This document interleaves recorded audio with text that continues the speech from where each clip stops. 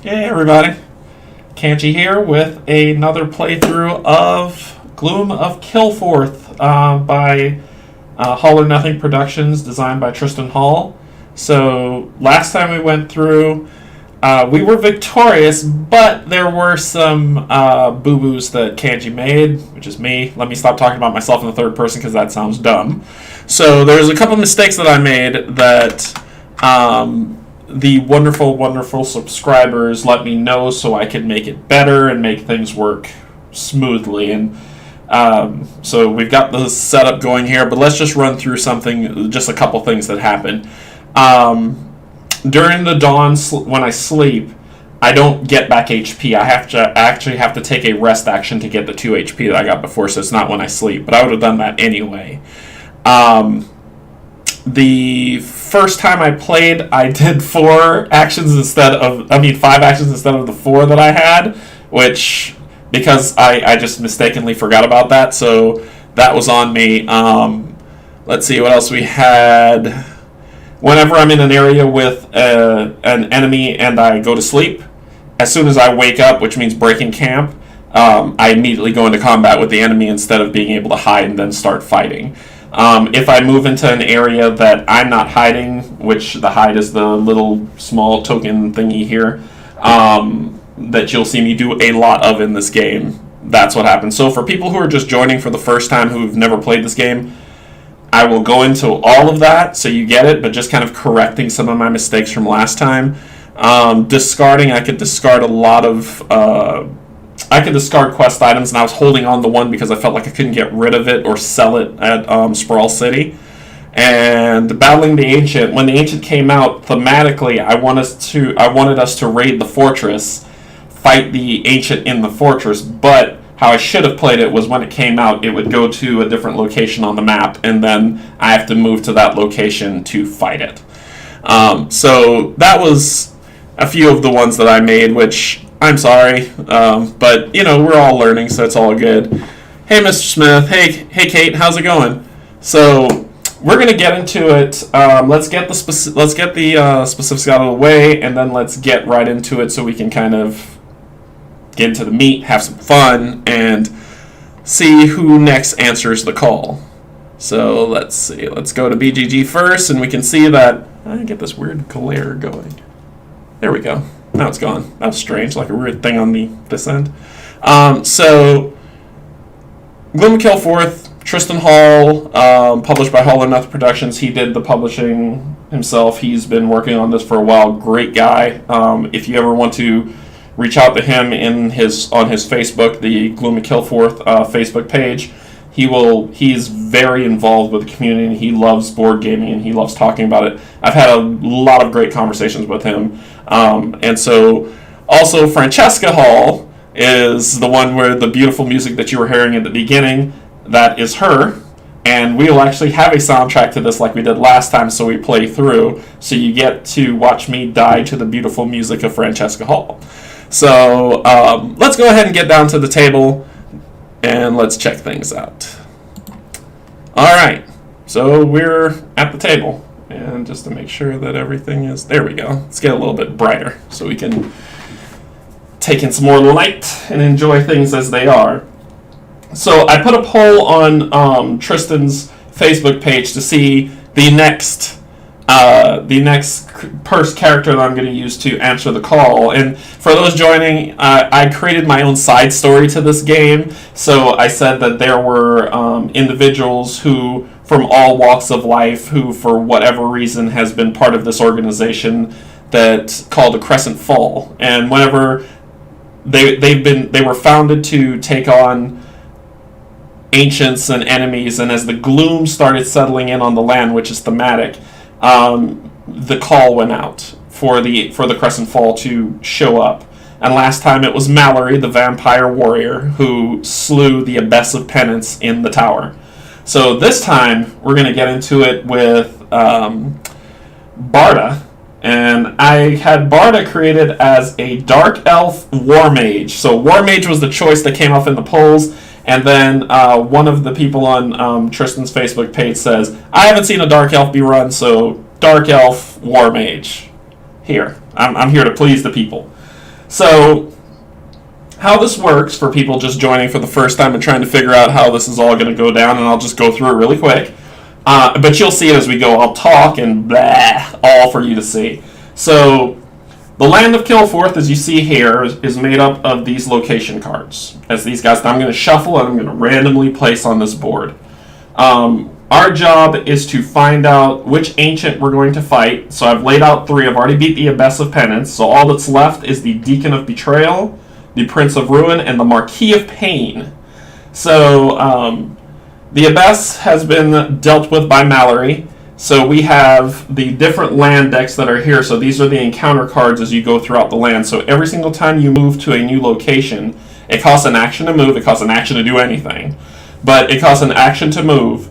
And when you move, if there's not already an enemy there, you encounter the enemy and deal with what's going on. This side of the board here is the good side. This is the benefits that you get. So there's spells that you can get. There are titles that kind of buff yourself as a person. Items that you can find that makes you even stronger, because Mallory went all in on this deck and got super strong. And then allies who you can take with you on your quest that help buff you as well and sometimes takes the hits for you.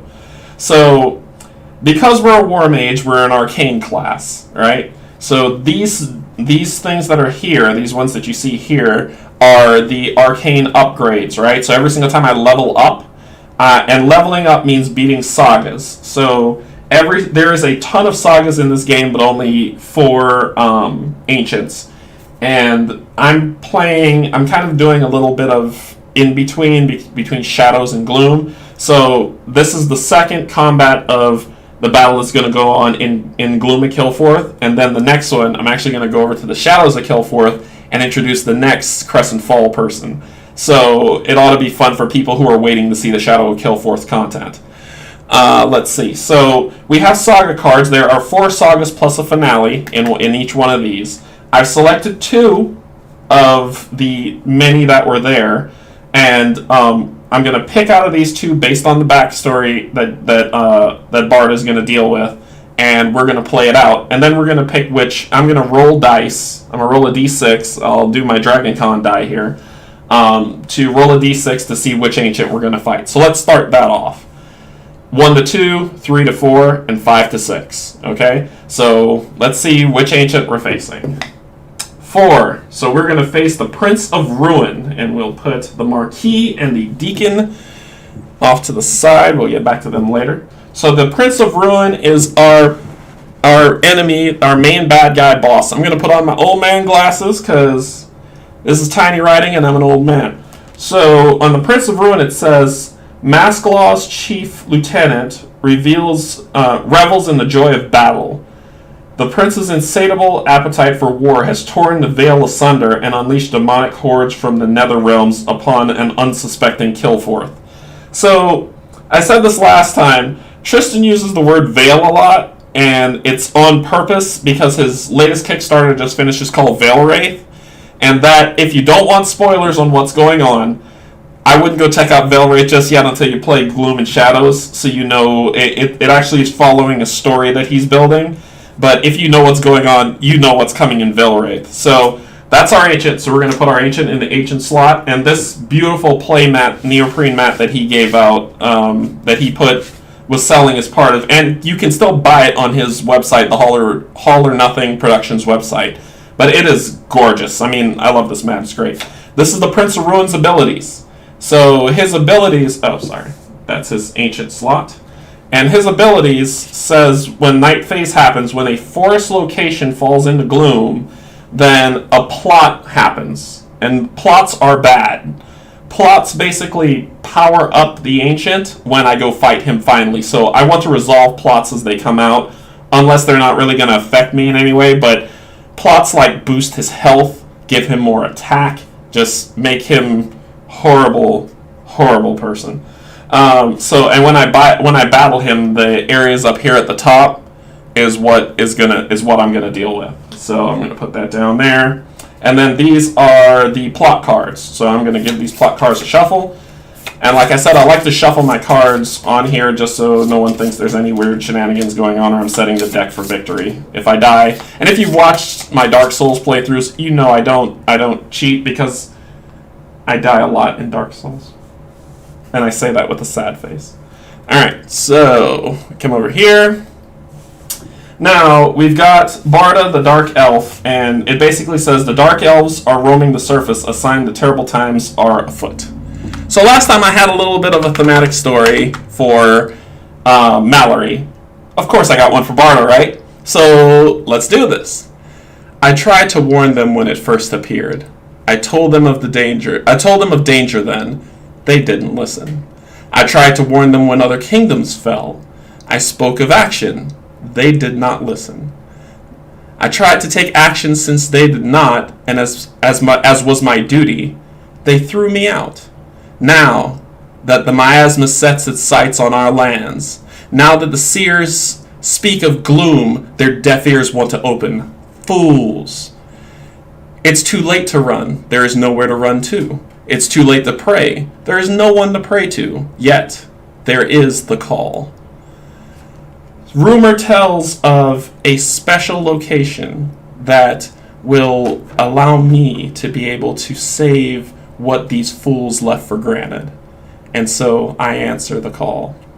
And that is Mallory's intro. So we'll go put her here to the side and I'll explain her in a second.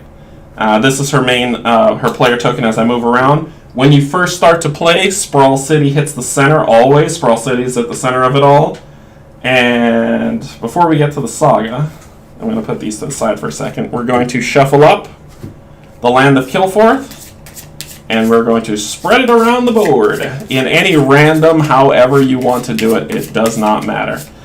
These cards have they're double-sided. The other side is when it falls into Gloom, bad stuff happens, and we'll go through that as well. And the Gloom is basically the nothing from Neverending Story. That's what it is. It's the nothing. It's eating up everything.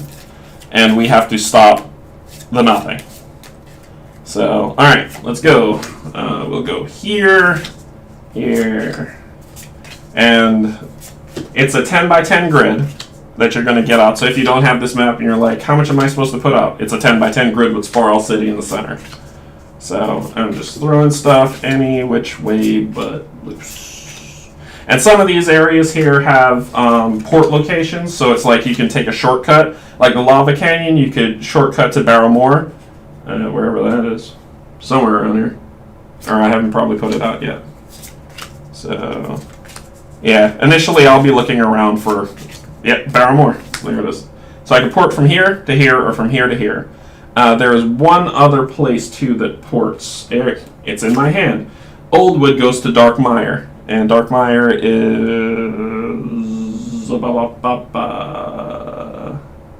right here. So these different symbols that are on here, these different colors, and let me hide this so I can see you as you can see me. Ooh, that looks kind of blurry. Here we go. That should be better. Shouldn't be that blurry for you. Alright, and let's take this. There. That should be better. It's not as blurry, blinding your eyes there. Alright, cool.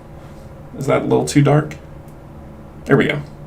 Alright, so these locations that are on here that you see that are green or blue, those are these locations that tell you where things are. So there are Badlands, which are purple, forests, which are green, mountains, which are red, and plains, which are blue. So what we do is first we're going to choose our new saga. Now we're either going to get a trapped godhead or steal an artifact. Barda's kind of impulsive. They won't listen to her, but there's an artifact that she wants to find. So I'm going to go with the steal artifact one. And then we're going to say that is our saga that we're going to run through. So the saga starts off. The scepter of power was lost aeons ago. After good men used it to bring peace to these lands, rumors abound that it has returned to this world, but under sinister circumstances. As numerous factions vie to find the scepter, a dreadful new enemy is growing within the forest and the Everglades. The people are afraid. You must help them. So, to start off, I must find a Badland. Let me make that a little better if you can see. There you go. I must find a Badland, a forest, and since it's one player, a quest keyword. And these keywords come up on the cards that I find or encounter. And once I find those, I then spend 5 gold with them to regale. And when I regale, basically I finish this chapter 1 of this saga, and I flip it to chapter 2. And I have to go through all the different sagas to basically get it working. Alright, so we'll put the saga cards up here. And then we begin in the Sprawl, but remember before, we start off with two of one of these items to kind of say give us a boost. Now, Barda, and I'm having to do some manual adjusting here, so please forgive me. She has 2 attack dice, or 2 knowledge, or 2 sneak, or 2 influence, or 1 influence, sorry. 1 influence, 4 sneak, 3 intelligence, or 2 fight. Now, as a war mage, she also gets some extra dice. She gets 1 extra attack dice for 3, or 1 extra intelligence for 4. Now, Barda to me is a caster, right? She's not a fighter, she's a caster, so I'm going to be going for a lot of intelligence set items. And with intelligence comes spells. Spells comes from this area. So I'm going to shuffle this deck up, and then I'm going to get 2 cards from here, and this is what everyone starts with, so if this is your first time playing or 10 millionth, pick one of these decks, draw 2 cards from those decks, pick one that goes into your hand, and then shuffle the rest back in. Shuffle the other one back in. And that sounds like a lot. It's like pull 2, shuffle 1, switch 6. I'll show you as we go, so you won't be completely confused by it.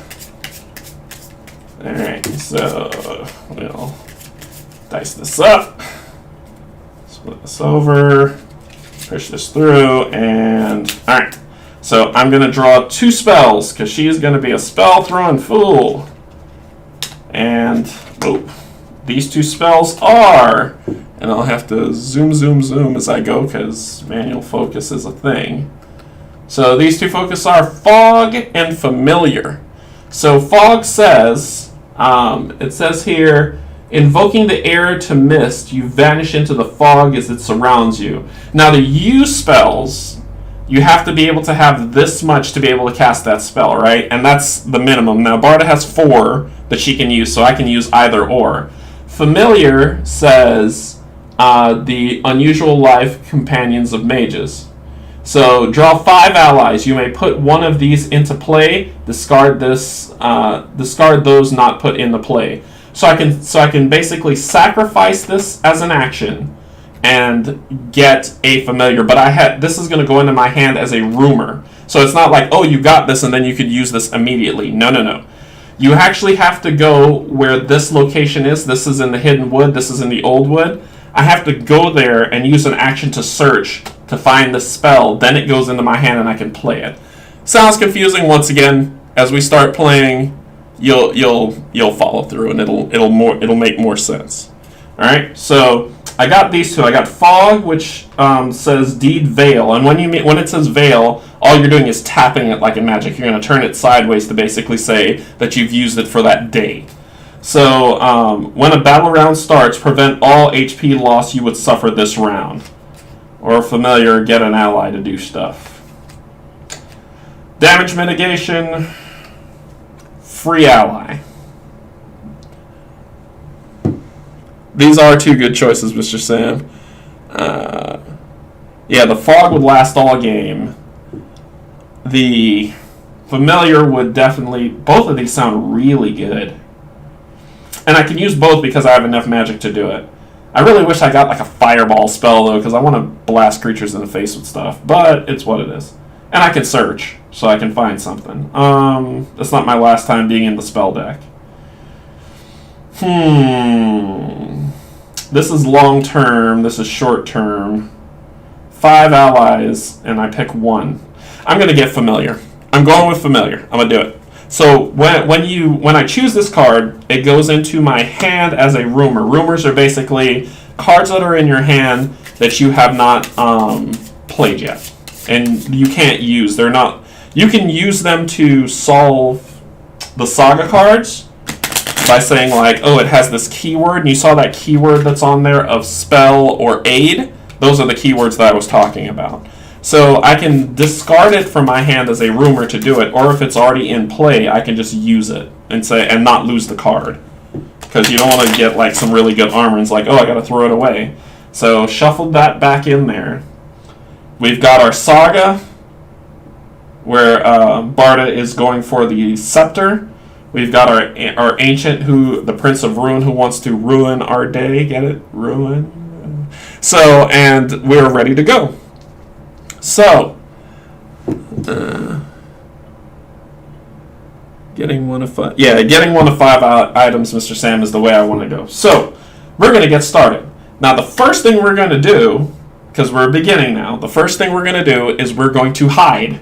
Because if I go to an area that's like the Shrouded Glade or Old Wood or wherever I want to go, and actually I need to go to the Hidden Woods, which is... Please don't be far. Please don't be far. Hidden Woods. So, I want to go to the Hidden Woods so I can get this card and use it. But, if I move to this area here and I pull a forest card and it is an enemy, they will ambush me. And ambush means that they're going to get to roll an extra attack die against me. Yikes. So, I don't want that.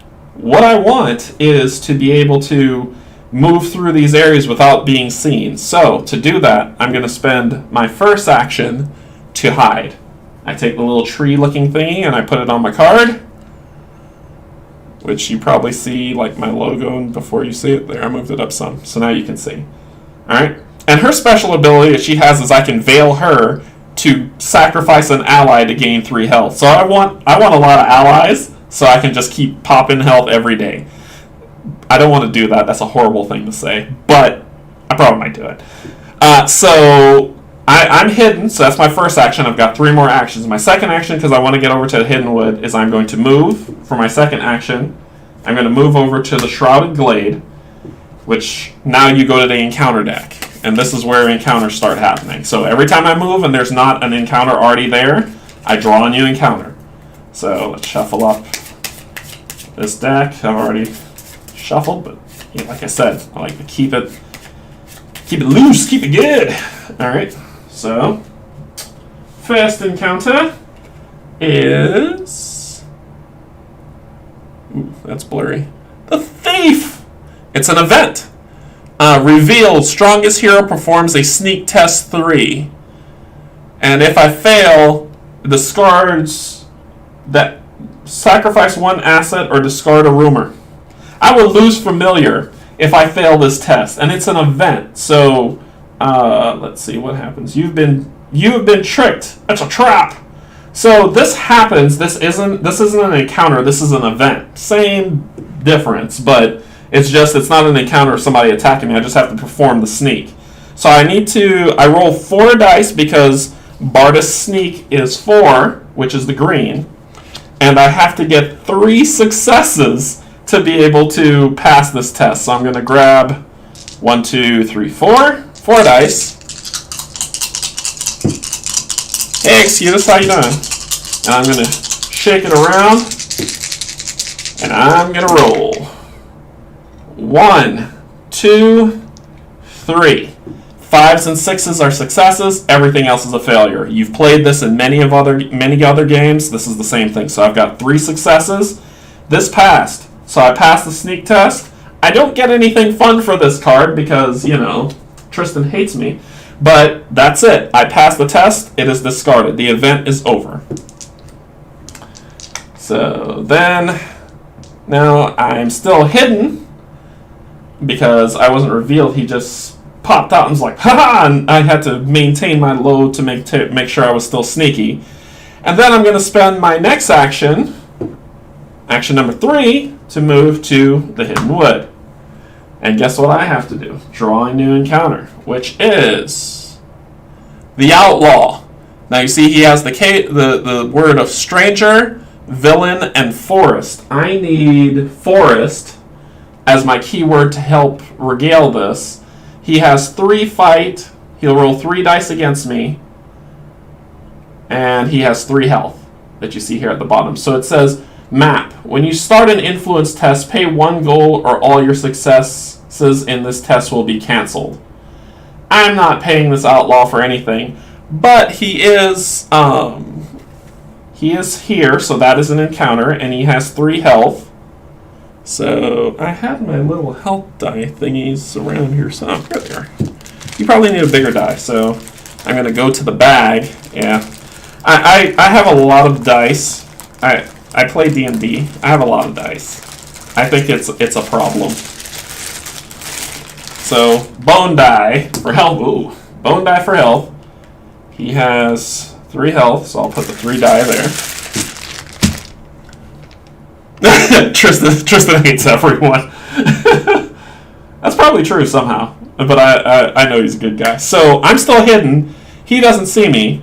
They don't see me, but if I'm going to try to influence them for 4, which I'm not because my influence is 1, or I can fight them for 3 and they have 3 health and they can fight me back for 3 if I want to encounter them.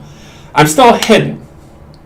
So being still hidden, I can perform my final action to search, find my card, but as soon as I wake up the next day, I encounter this card. So I can encounter them now with this card in my hand, or I can encounter them later. I'm going to encounter them now, so I'm going to spend my 4th. It's because Barda is going all in. She is impulsive. She rolls 3 dice. They are going to roll, and I'm going to pull my beautiful Chaos dice. Once again, the Chaos dice make an appearance. So, me, them, and we're going to see who does what. So, the order of attack, too, is also something I messed up last session. They still hit me, but we resolve whether I'm out or they're out or whatever afterwards. So damage still comes through. So the first time I roll to attack them, I hit them for 1.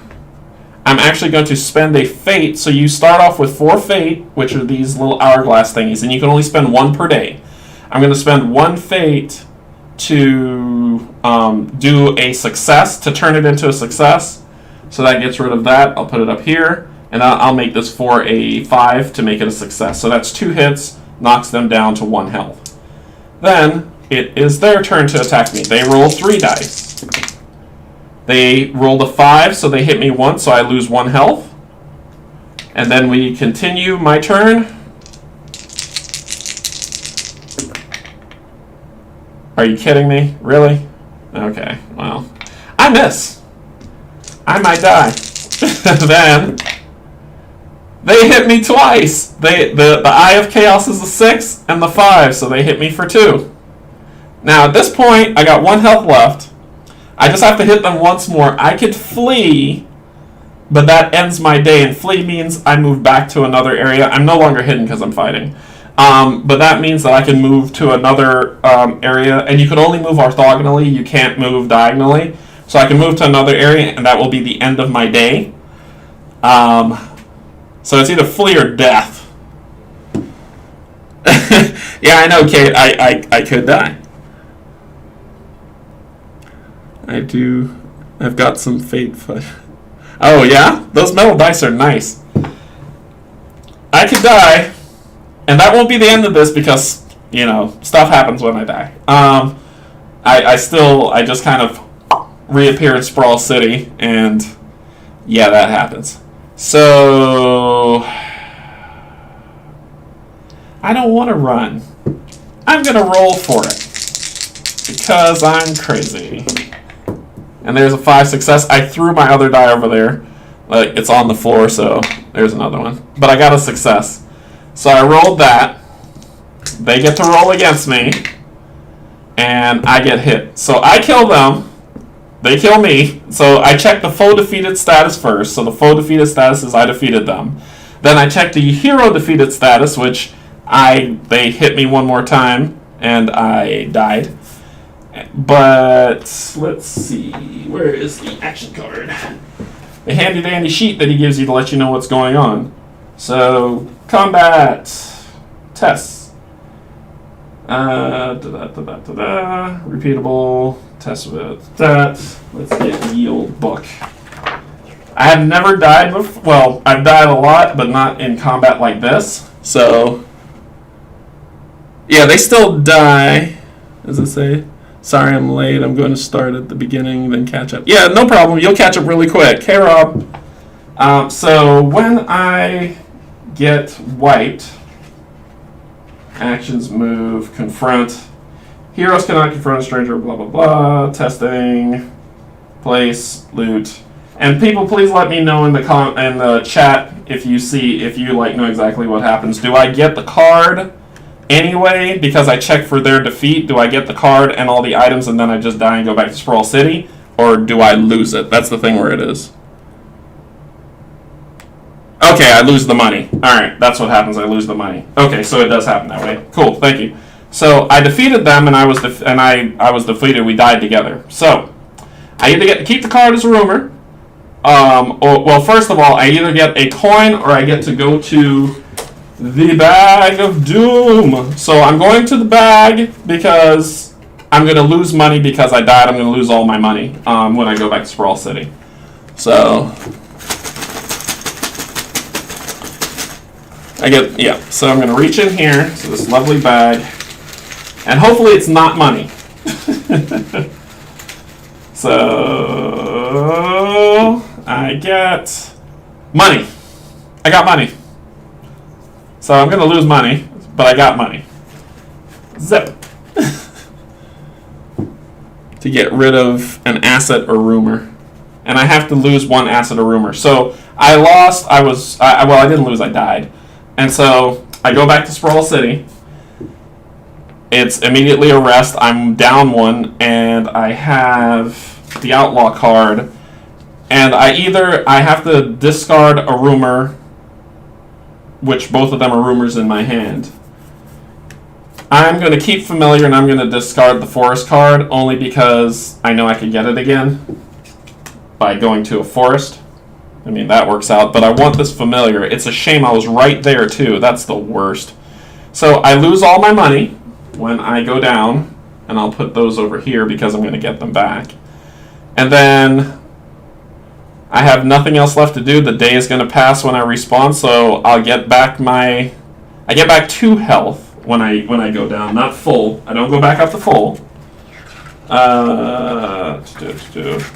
Tristan, why don't you have an index, my good man?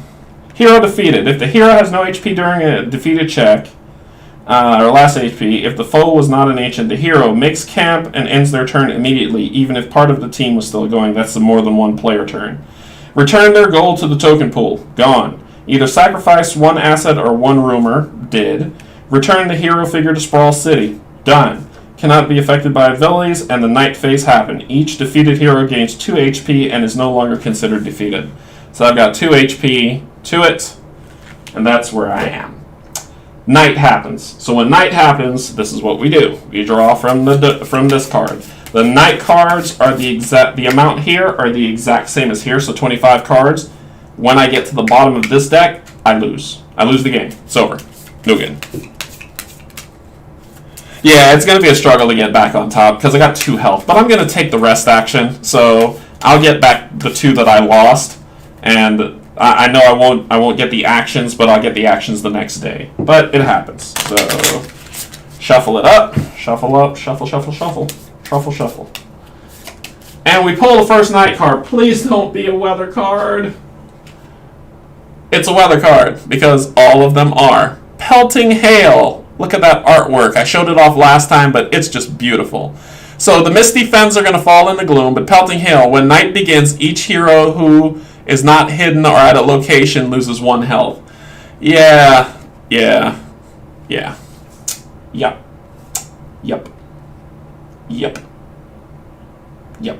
So the Misty Fens fall into Gloom. What that means is I take the card, the Misty Fens, and I flip it over. And if you notice now it has like a -1 on it, that means that if we end our day here, we lose 1 health. So, and the Gloom is starting to set in. So once all of these cards flip, I lose. The nothing has taken over. So, next day starts over, because that happened. I was in Sprawl City. That begins each hero who is... But they said no effects happen. I remember reading that in the book. So, next night is going to hurt. But what I'm going to do is I'm going to hide for my first action. No, I'm going to rest for my first action. Sorry. I'm going to rest and get back 2 health. And then I'm going to hide for my second action. So when you rest, you get back 2 health. Alright, excuses, no problem. Alright, so I'm hidden. I've rested. I got 2 health back because that's how much you get back when you rest. And that's it. I basically wasted 2 days of 25 to solve this problem. Barda is not doing well. Her body was dragged back from the Hidden Woods by a horse and dumped off in the streets where she had no money and just sad. So we go into the next day. So I'm going to get back, this time I'm going to get back all my actions. Draw a night card, which is the Necropolis. So when it's revealed, place the card in play besides the map. Each encounter at Spirator gains +2 to each attribute. Pretty cool. So the Necropolis happens at Spirator. Spirator is here. It says put it on the side of the map, but I'm going to put it here with Spirator just so, because I don't have a large gaming surface right now. So this is what I got. So I'm going to put it next to Spirator, and that's what's going to be going on there. So basically each encounter Spirator, that encounter gains +2 to each attribute. So it's getting harder. Alright. Luckily there's nothing I need to do there. It's the start of my day. Because I made camp, I lose hidden, but I'm going to spend an action to hide.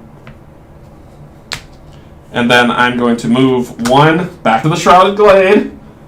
And I get a secret pool. It has place, respite, and forest. And it's a match. So if my sneak is good here, I heal for 2 and I get the forest that's here. Otherwise, it doesn't happen. And it's a place. So it's not an encounter. It's just, that's what I found at the Shrouded Glade. I found the secret pool. So that is what's going on. So I'll put it here. I'm still hidden. My shroud is 4. Because my shroud is higher than the sneak, I automatically succeed and can keep moving. I don't know if I want to do that. I really need to get this familiar because I'm playing around with these spells and I need a spell. Because I'm hurting bad. So I'll forego it for now, but if I come back, I have to draw another card to see if it's an encounter, and I have to deal with that encounter before I deal with the pool. This one I get a title, so titles are this deck here that add buffs to you, but I want spells, and spells spells are in the Badland areas, so I'll probably be going, I'll move on. Let's see, what we got. Welcome to Dark Souls of Kilforth. I know, right, Mrs. Smith. So I'm going to move over to the Hidden Woods one more time and draw a card. And I have the Shopkeeper. So he's a stranger, neutral, and forest. In trophy, influence, perform a free market action if I do this. Now he's got money and he's got an ally that I can get. But he's got 3 to influence or 3 to fight, and he's got 3 health. Now, last time we played this game, it did not work out so well for a young Barda. So he's here. It says, traveling merchants like Al-Hagan were the lifeblood of the kingdom. So I can influence him, which I can't because I can only roll 1 die for my influence where I need to succeed on 3. Or I can fight him. He has 3 health, I have 4. I moved again, so I don't mess that up. That was another action. So I hid, I moved, and then I moved again. Which is what I did. Hid, move. So I have 1 action left. Now, I can encounter him, or, because I'm hidden, I can search. And I believe you have to encounter before you can search anything. Like if there's... I mean, he's not an enemy. Well, I guess he is. Resolve, overcome... Exchange, restrictions, actions. Search. No obstacles present. No stranger, place, quest, or enemy present. He's a stranger. I can't do it. Location is not Sprawl City, then I could do the search. Discover. At the location on a reward card in hand, convert the rumor to an asset. Oh, okay, so it's not a search. So searching is basically saying I'm going back in this deck to find what's next. So I can't search if there's an enemy or a stranger or whatnot out.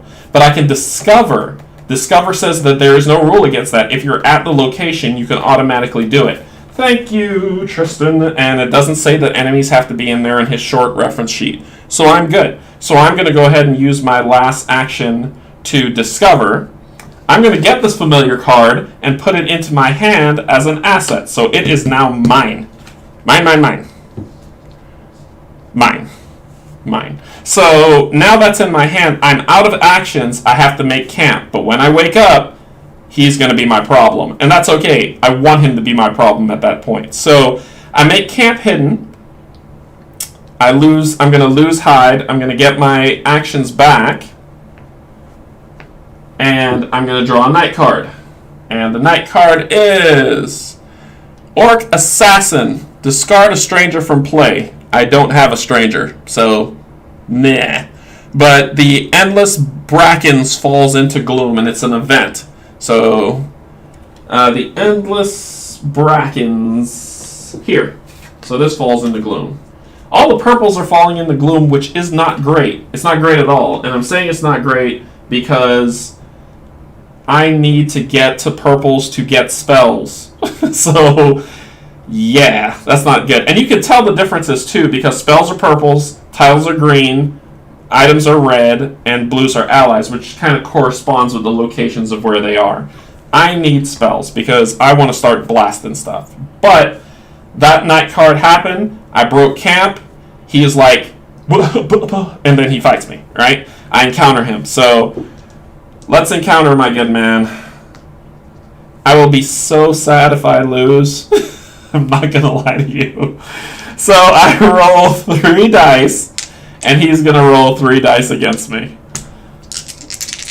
I wonder where that other die went. It's probably falling on my floor somewhere. I'll go get it later. 2. And I'm going to spend the fate, to make, because it's a new day, to make that 3. Forget that guy. He hits me for 2. So he rolled 2 5s, that you can see probably because of the light. So he rolled 2 5s, so he hits me for 2, and a 3. So when he hits me for 2, you always lose the heart and actions of what you have. So I lose health and an action, and 1 action was to encounter him. So I lose 2 health, that's what I got, and I've got 1 action left. Yay. But I beat him. He goes down. Now, when I beat him, I get to... He has the forest location on him, so I'm going to keep him in my hand as a rumor, so I can resolve. But I also either get 2 gold, or I go to the bag. I'm getting 2 gold. So I get 1 there. That is not a gold. That is a gold. 1 there. So I've got 2 gold that I got from him. Now, I could discard him or get an ally. I'm going to keep him in hand as a rumor, so that I can use the forest location to resolve my saga. And yay, I have 1 action left. You know what my action's going to be? It's going to be to rest. Well, I don't have to encounter anybody in the morning because I've cleared the hidden woods. So I can actually, I'm not going to rest. I'm going to use my last action to cast the spell Familiar and summon a familiar. So I'm going to do that, and it says draw 5 allies. You may put 1 of these into play. That doesn't mean as a rumor. I mean it's going down for me right now, and then this gets discarded. So I'm going to go ahead and do that as my last action, and then I'll sleep and deal. Yep, good luck for real. All right, so shuffle up the deck. I usually haven't gone through this entire deck to look what was there, right? So I was shuffling it earlier today while I was on a call, and as I shuffled, I just said, all right, well, let me just flip 1. And when I flipped 1, it was like a lady riding a unicorn. And I was like, I want that ally. That just sounds awesome. I mean, who doesn't want a lady riding a unicorn? She sounds powerful. All right. 5. 1, 2, 3, 4, 5. And it said discard, not shuffle back in, as I read. So we've got, and And let me make it so you can see. The Gladiator, which gives me one more fight, and when a battle starts, your foe loses surprise. So I get him, or Catalyst, an ally with Pious. Drawing from the energy around them, Catalysts, like Lady Ella Jane, serve their master by channeling threads of the veil. There's that veil word again. So I get +2 to my influence, but she's the Ninja, Sacrifice, which means I get rid of her. Defeat an enemy at any location. So I can just use her and win. But she gives me 1+ to sneak. Was that all of them? Nope. The Gladiator. Wait, did I draw 2 gladiators? I drew 2 gladiators. There are 2 gladiators? Huh. Who knew? Another gladiator. Same thing that you read before. And the Amazon. +1 battle, +1 sneak. Martial ally. Ooh, good cards.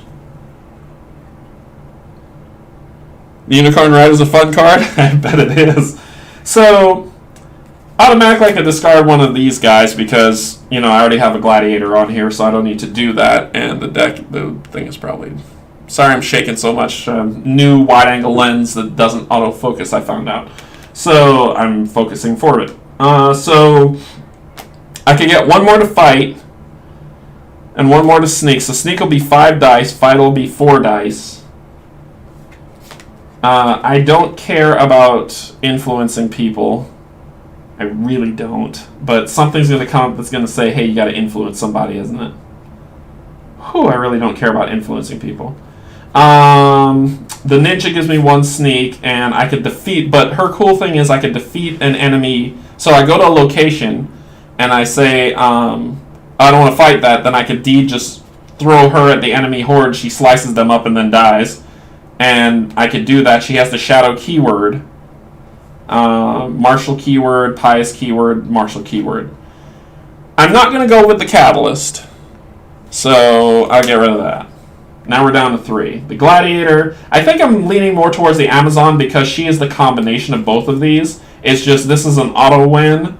And this makes sure I can't get surprised. Like, period. So I don't have to hide. I can just walk around if I want and they won't surprise me. So, and it'll give me 4 fight. This will give me 4 fight and 5 sneak. This will give me 5 sneak on a one-time run. I'm going to regret this, aren't I? I'm going to go with the Amazon. She has the martial ally. This is cool to defeat an enemy at any location. I can never use this against the Ancient because the Ancient doesn't have the enemy tag. It has Ancient and Demon. So it doesn't have enemy.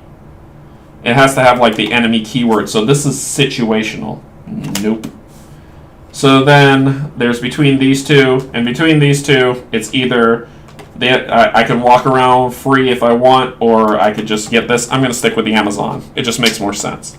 So the Amazon, I'll get 4 dice to fight, 1 dice, so 5 dice to sneak.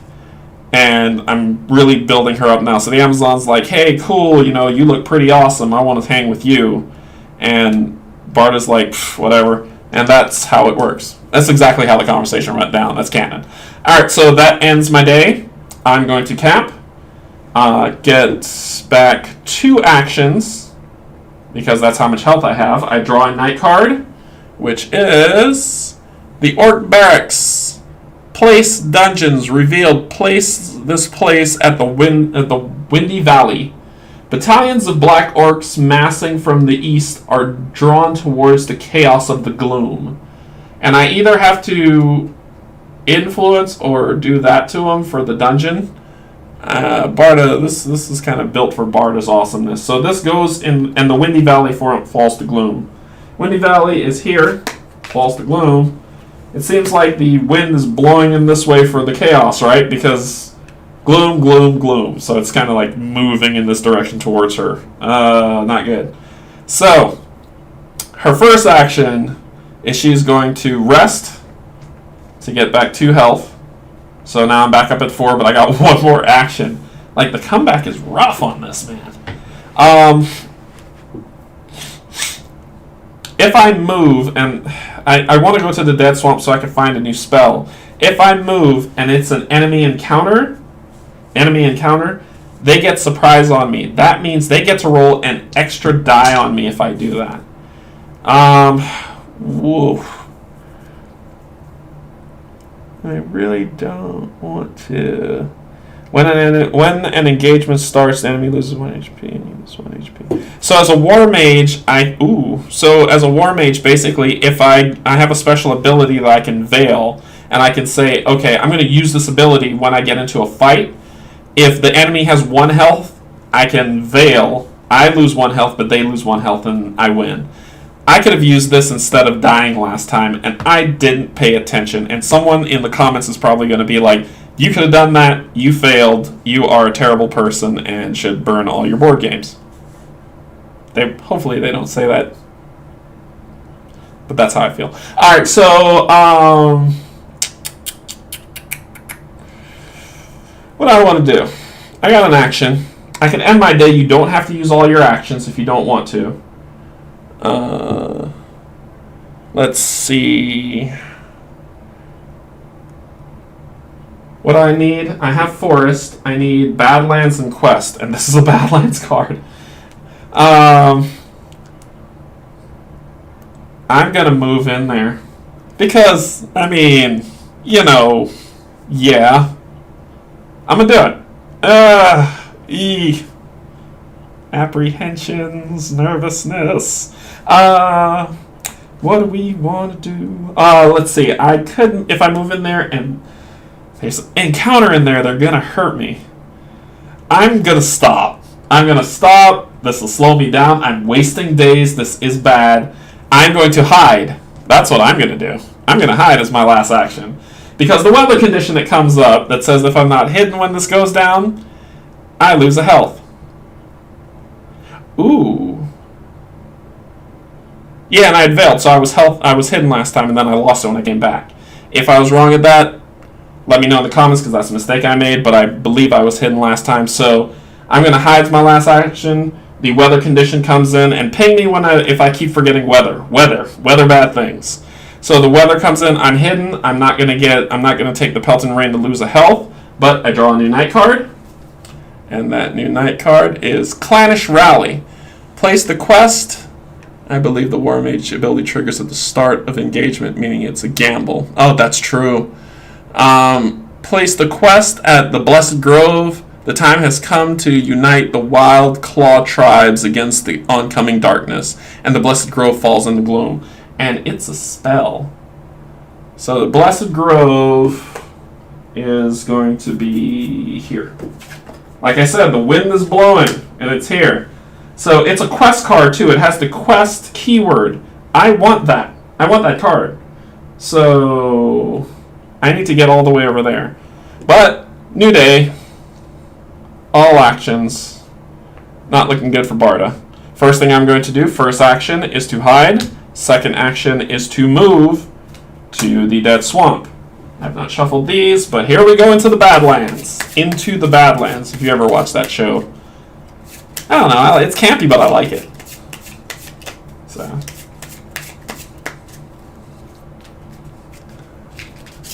What is my quest?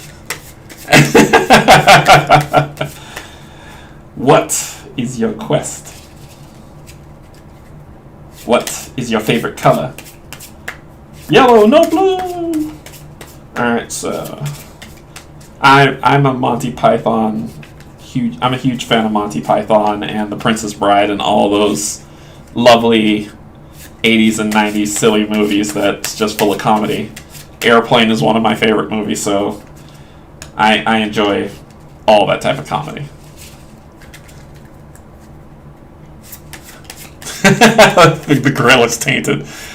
But, it's bittersweet, right? Because every single time I think of Tainted Grail, all I can think of is I selected One Wave Shipping. And everyone's saying, Tainted Grail's awesome, I can't wait to play it. And here I am, like, tear in my eye. I can't play it until I get everything, which is in November. So I can't even enjoy Tainted Grail until that happens. But back to the Gloom. So, what happens? An event! Rampaging monster that looks horrible. Why would you create this creature? It's going to give me nightmares. So it says, revealed, first hero draws one enemy from the Badlands deck and puts that enemy into play at their location. The enemy gains fight +1 until it's defeated. The beast was hunting and now finds its prey. So I'm hidden still, so this jerk-faced jerk isn't going to find me, but I got to go in here and find an enemy card. Nope. Yep. I'll show that card to y'all in a second. So let's shuffle this back up.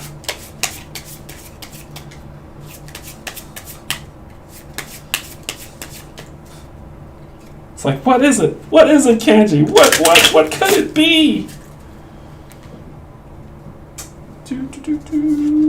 It is this horrid thing, a kobold. You know, kobolds don't look like that in D&D. They just look mean here. So it has 2 health. It fights with 2 dice that it comes against, and it's an enemy. It has humanoid and it has Badlands, and it's an item card if I beat it, and money. So trap, I lose 1 health. I'm just gonna say Tristan hates me today, and we'll call it that, and then just believe that's what's happening. So let me read this one more time just to make sure. First hero draws 1 enemy from the Battlelands deck and puts that enemy into play at their location. The enemy gains fight +1 until it's defeated. So it has 3 dice it's going to roll against me. For my 4. And it comes out onto the map as a trap where I lose 1 health.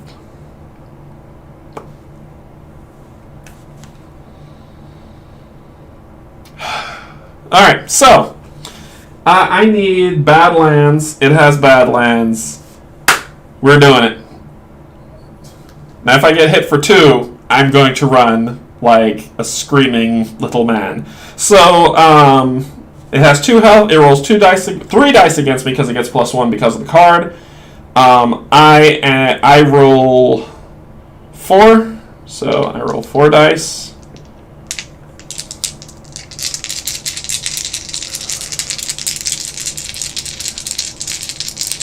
Top Secret. Oh, I love Top Secret. Top Secret's awesome. So 1, 2, and that's all I had to hit it for, and that's what I did. But it's going to roll against me, and it's going to roll 2 chaos dice. 3 chaos dice. That could kill. Oh my gosh, it could kill me.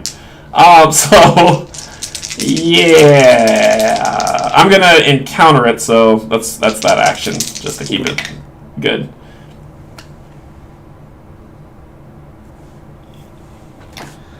Let me read something really quick before I tell y'all that it rolled 2 6s and a 5. So, can I use my fate to stop that madness?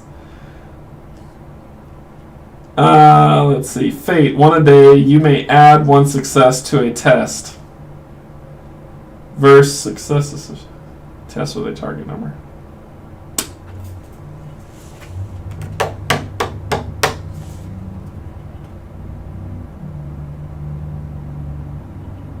Yeah. Yep. Let me read about fate in the book. I'm looking for any loophole to not die right now. Because Barda is not looking good for Barda. So let's look up fate and see how fate, if I can use fate to be like, no, you fail 1 and then I just lose 2 health instead of 3.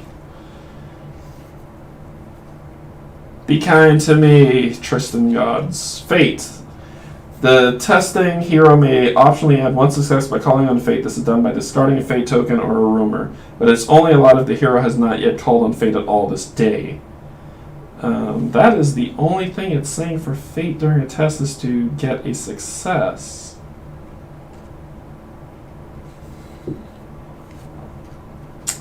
Yep. It's only giving me successes. So, I beat the kobold, but the kobold beats me. Because I rolled, Why don't I get these rolls in D&D? Alright, so I rolled 2 6s and a 5. It hits me for 3 damage. I am knocked out. So, but first we check in style. We check the monster defeat. We did defeat the monster. So it's either 1 coin or go to the bag. I'm going to go to the bag because I'm going to lose all my money.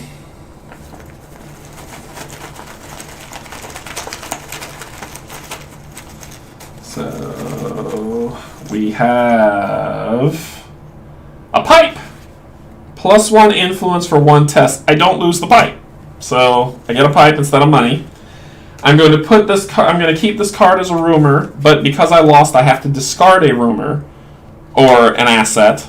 So it's either the shopkeeper or the kobold. Now, Badlands Forest. I can go back to Forest and get that from there, so I'm going to discard the Forest card, keep the Badlands card, and instead of getting the coin, I can keep the card or get an item. I'm keeping the card, obviously. I go back to Sprawl City. I get 2 health. I draw a night card. Yeah, this is... Why do it? So another weather condition. Revealed. Place 1 obstacle at each location for each quest it has. When a quest enters play, it places an obstacle at that location. So when a new weather condition comes in, the old weather condition is discarded. The new one's put in, and it says I place an obstacle, and obstacles are these lovely cloud tokens that we have. And I can't do anything at a location while the obstacle's there until I spend an action to clear it. Wherever there's a quest, obstacle. That's all I got. So that's a new weather condition that's come out. I've started back in Sprawl City. I've lost my money. And I've lost a rumor card, but I still have my ally. She dragged me back to Sprawl City. Barda is having it rough. Alright, so I get back 2 actions that day. My first action is going to be to rest, to get back my full health. I cannot wait until I level up. And then my second action... Ooh, I can't perform market actions because I have no money. I know they say like you can sell cards, but I need that card.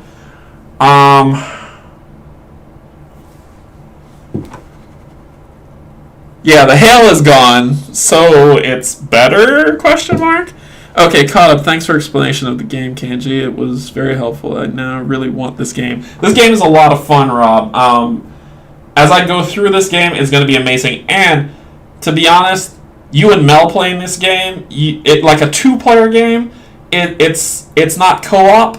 It's competitive because both of you have your own ancients to fight. But as you're moving around and doing stuff, you can help each other or you can hinder each other however you want. And it adds a really great aspect to the game. So I highly recommend it. If you love it, Rob, go pick it up. Tristan is an awesome guy, and this is an awesome game. So my second action, there's nothing I can do. I mean, I can't move. I can hide, and then what? If I move, I'm going to get surprised and probably beat up again. And I don't feel like discarding another rumor that I have. So I'm chilling out. And I will get my 4 back.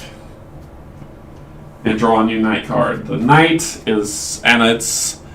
Veil Fog. Veil of Fog. Another weather card. Each hero is limited to 1 move action each day. The cards are against me, my man. So that goes away. Oh, and I didn't fall into Gloom for this one. What fell into Gloom was the Dark Mire. I completely missed that, which is here. And then I did the Misty Fence already. Misty Fence was. And then this one, the Green Meadows falls into Gloom. There it is. Green Meadows falls into Gloom. And I can only move once a day. Goody! So I'm going to spend my first action to hide. I'm going to spend my second action to move in my 1 move for the day here, which I have to draw an encounter.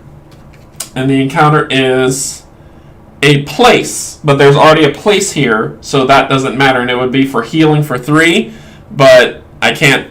When you draw 2 places, they don't go on top of each other. You actually discard the place that you draw because there's already one there. But I'm still going to encounter this because I have 5 dice to roll to just get 2 successes. So I'm going to grab my 5 dice, spend my action to jump at it to get the forest again. Third time I've had forest. 1, 2, 3. Solved. So I go ahead and pick this up. I get 1 coin or go to the bag. I'm going to go to the bag for this one, and I could get a title or keep the forest card. Plus it says when I get it as a trophy I heal 2 HP, but I've already healed up. So I should have done that instead. I didn't think about... Well, no, I was already hurting. Yeah, I could... Nah, I'd have died. I'd have died. There's no way I'd have died. So I had no idea what was on that, that it would help me, so it doesn't matter. Alright, so we pull, and I gain 1 regale action point. Ooh, so I don't have to... Okay, so regaling means that... Remember on my saga that I have to spend 5 gold to do 1 regale action? This one, I get to do it without paying the 5 gold. So that's awesome. So I have forest, I've got Badlands, and now I need the quest. So quests, the quest is here. Quests can be in ally cards or title cards as well, I believe. So my next action I'm going to do... If I had 2 more actions, I would hide and then search to pull another card, but nope.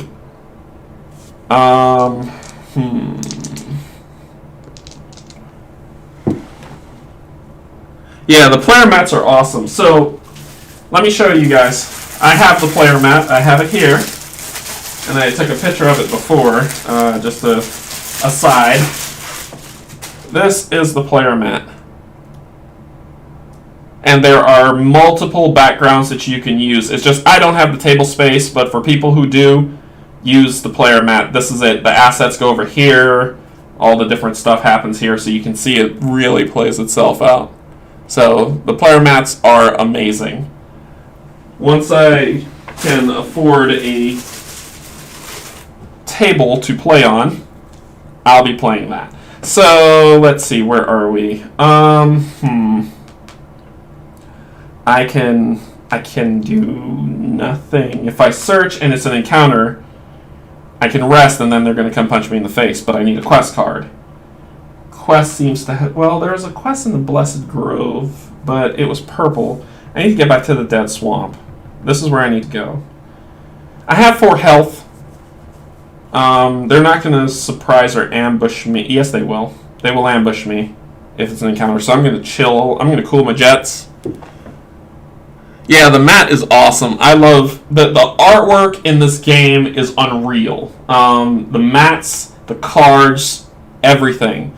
I wanted to find, instead of using these wooden pieces for coins, I wanted to find the scythe coins to use, but they were like $60 on Amazon, so no.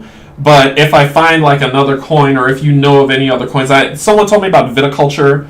I looked at those coins. They really didn't do much for me. But if you know of any other coins denominations that are out there that would be good, let me know, and we can see. I'm not going to do anything because that's a bad idea. Oh, and I can't move anyway because of the weather, so I'm done. So I will get back my actions. I will draw a new night card, which is... The Tribal Chiefess. She is a stranger and neutral. Place the stranger at Spine Ridge Pass. So it says, a brave wild claw trailblazer has taken it upon herself to fight back the Gloom single-handedly. And you can see how beautiful this card is, right? I say that every single time I look at every one of these cards. And the Spine Ridge Trail falls in the Gloom, which is up here. So she's there. Alright, so... A lovely, lovely day. I only get to move once. This is an event. Place this card in this... No, you're not going to beat me up here. No.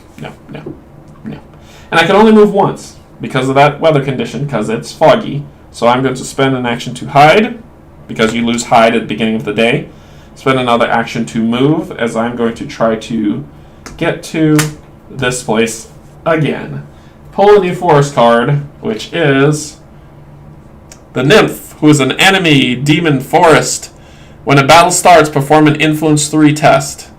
Pass, defeat the nymph, lose 1 AP, heal 1 HP. Or if I fail, lose 1 and continue the battle. She rolls 5 dice against me. 5 dice on my 4 health. And you know what's worse? Oop, nope, sorry, there we go. I can only move once a day. 5 dice. And it's an influence test of 3 when I only have 1. 5 dice. And I can't move away from her. I'm going to have to fight her in the morning or now.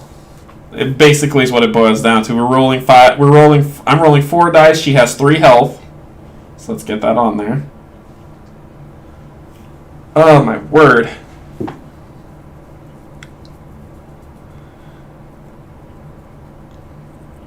When you could use the floor. Yeah, the Pimp My Gloom upgrades these cards, and if you notice around here, it's like a bigger section, so it makes these cards bigger. I didn't go with Pimp My Gloom, and there's another one I think that's like Pimp My Shadows, and then there's another one that has like more racy images. I wasn't interested in that. I love the art the way it is, so it's fine. Let's see. What do I do about this problem? She's going to hit me for 4.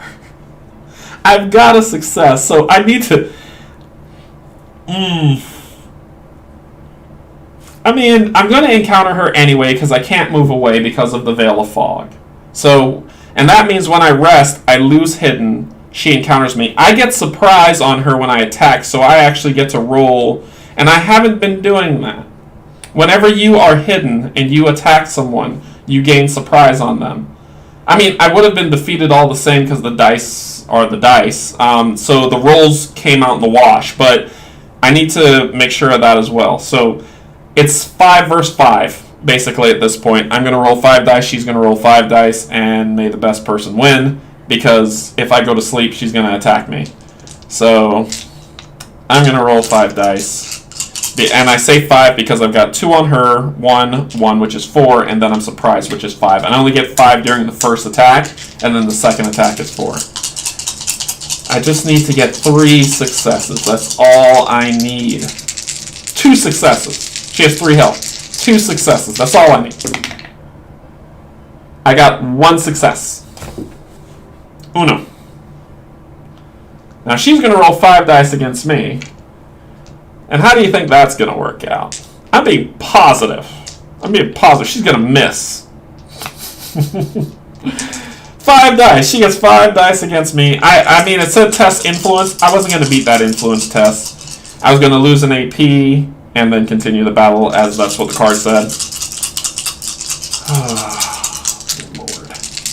Let's see. She missed! Oh my gosh! She didn't roll a 5 or 6.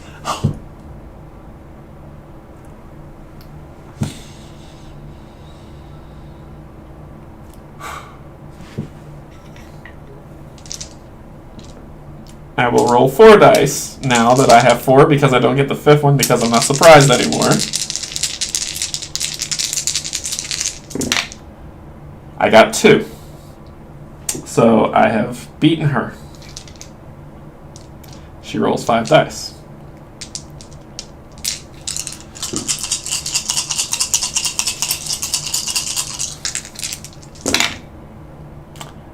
She had 2 successes on 5 dice, so she knocks off 2 of my health. I lived.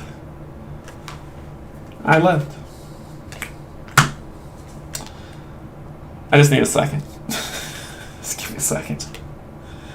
Okay. Alright. I've got a free regale, but I can either get 2 coins or what's in the bag. I'm still going to take the 2 coins because if I end up moving back to Sprawl City, I can buy stuff with it. And when you go to Sprawl City, I'll talk about that when I go there to buy.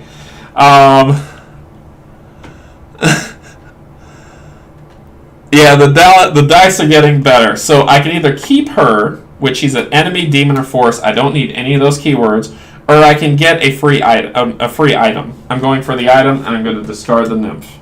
So shuffle up the item deck.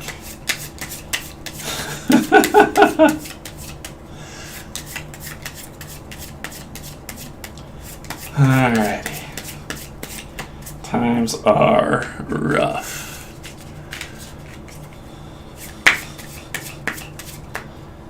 Yeah, Barda's going to use her last action to rest so that she can get 4 things back and move to this dead swamp. Stupid weather condition. Oh, gosh. Okay, so I get a potion of speed. So it's going to appear in the dead swamp. That's awesome. So this goes into my hand as a rumor, which means it's going to go as a rumor if I want it to come in. Whoa, dropped it. If I want it to come in my hand, I will have to go to the dead swamp and then use an action to find it. And it's an item that's a potion. If I get rid of it, I gain 3 more AP movement. So this is a good card to have. So this goes in my hand as a rumor, as an item.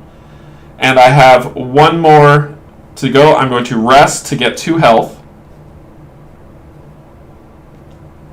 Ta-da!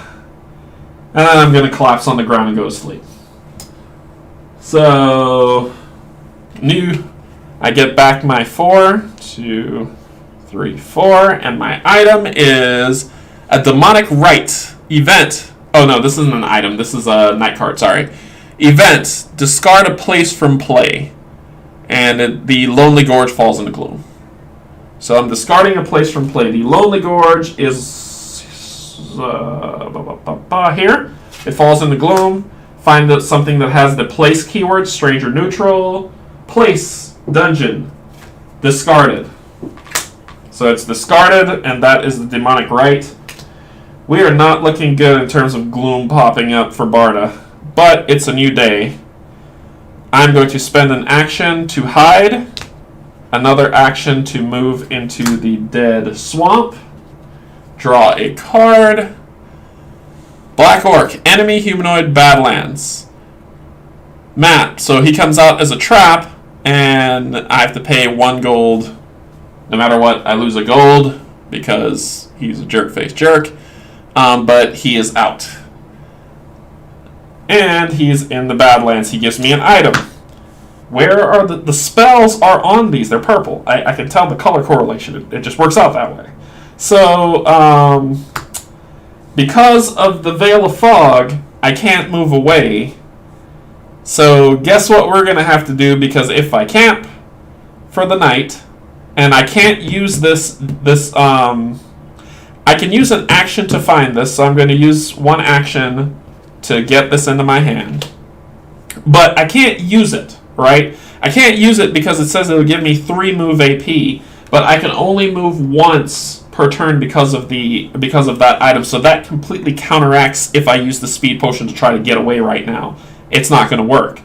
So we have to fight him. He has and I say we have to fight him. You're like, hey Canje, why do you have to fight him? Let me make sure. Rob, another cool thing is this. Okay.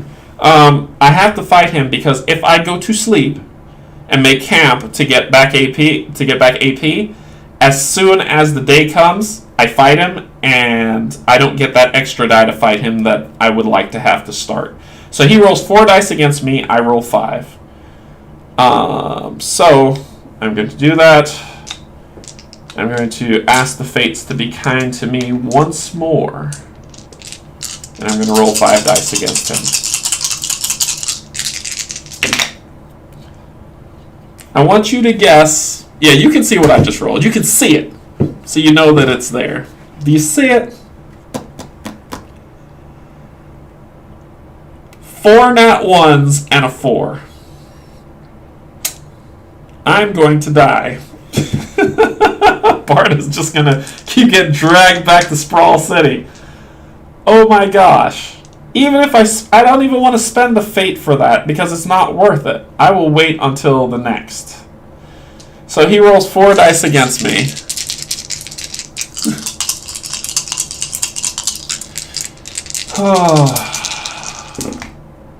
He misses. A 4, 4, 1, and a 2. So he misses. I go back to it again. I dropped another die. Goodness. Yeah, I see my other die over there on the 4. Oh, I don't get 5 this time. Take that out. I get 4, 2, 1, and 1.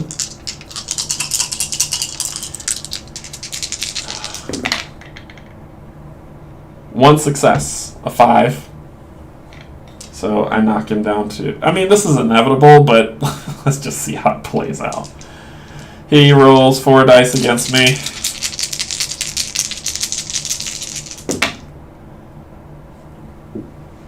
Is it inevitable or is it inevitable? I know you can't see because probably the light's looking a little blurry.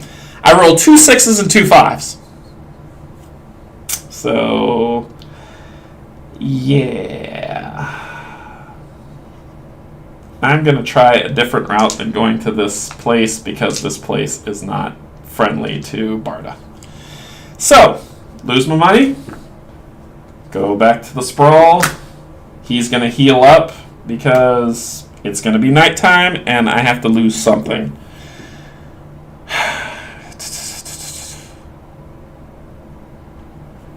The forests are still lush with life. I'm going to lose the forest card.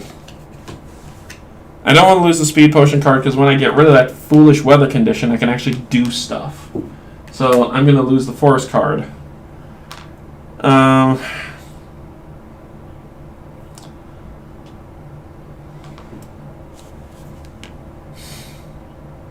Okay, so I gotta think. So I get back 2 health. So I only have 2 health and 2 actions. First action is to rest to get back my 4. You don't have to do that, but I do because... Oh, sorry, I didn't draw the night card for what happens. Orc Raiders, enemy humanoid, reveal, place this enemy at the Wretched Bog, and the Wretched Bog falls in the gloom. So, I don't want to act like I forget about that. Wretched Bog's over here, falls in the gloom, that goes there. Then, I take my action to get health, because it's a new day. The weather condition still happens. I can't really move because that's pointless. Sprawl City doesn't have anything that I could check out. The luck is not that great, but that's okay. That's okay. I'm going to believe. Alright, so... getting spells has never been so hard. So... I'm going to go someplace else. Let's see, what am I going to do? I can't do anything right now. I'm just going to end my turn because I can only move 1 space, and I'm not going to hide, and I'm not going to not hide and move. So, that'll be the end of my day. And I drew a new night card, which is the Spawning Pit. It's a place. This place at the Lava Canyon, and the Lava Canyon falls into gloom. When night begins, each hero at this location loses 1 HP in addition to the gloom. So that basically, Lava Canyon is here, falls into gloom. This goes here. That basically says, if you stop here because of the -1, you're going to lose 1 health. This says you're going to lose 2. So I don't want to spend the night there at all. That happens. I can still move 1 space. I'm going to start going someplace else. Oh dear. I'm going to go over here to the old wood. So I'm going to spend an action to hide. Spend another action to move to the old wood. Draw a forest card because that's all that's around Sprawl City. And I get the Reaper. Enemy, demon, forest. Sacrifice 1 asset or discard 1 rumor when he comes out. And he has 5 health and he rolls 5 dice against me. And this weather condition won't let me get away because I'm hidden. I'm going to die again. The weather condition is what is destroying me. I can't do anything about it. So he has 5 health. I can't not fight him. That's the thing. Like, he gives me... I don't even care what he gives me when I win. I can't beat this guy. So, but I'm gonna just see if I can. 5 dice because I'm hidden.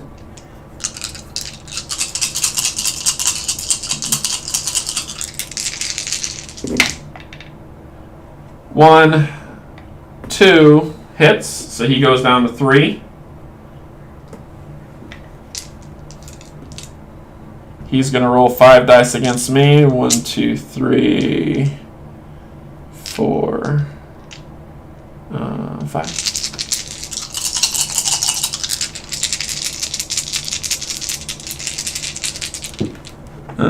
Just researching these games on the side. Is Valwraith part of the series?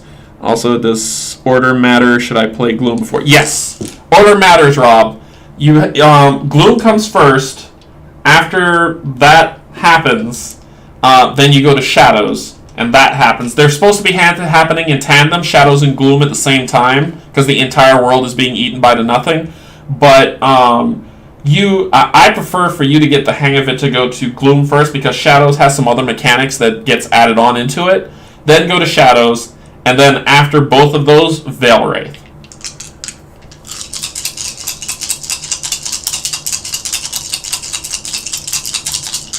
Yeah, and I know Mr. Smith was like, it could get done in either order, but I believe Shadows has another mechanic. He missed! 4, 3, 3, 3, 2, and I hit him once. Wouldn't it be great if I'd have hit him 4 times, and then I could have used the success to, not die now? So I roll 4 dice. 2 successes. I'm going to spend a fate to make it 3. He's going to roll his 5. He got 3 successes, so I lived. I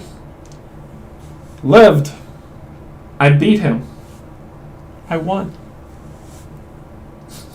Woohoo! Alright, so 6 gold or go to the bag. What do you think I'm going to do? 2. 4.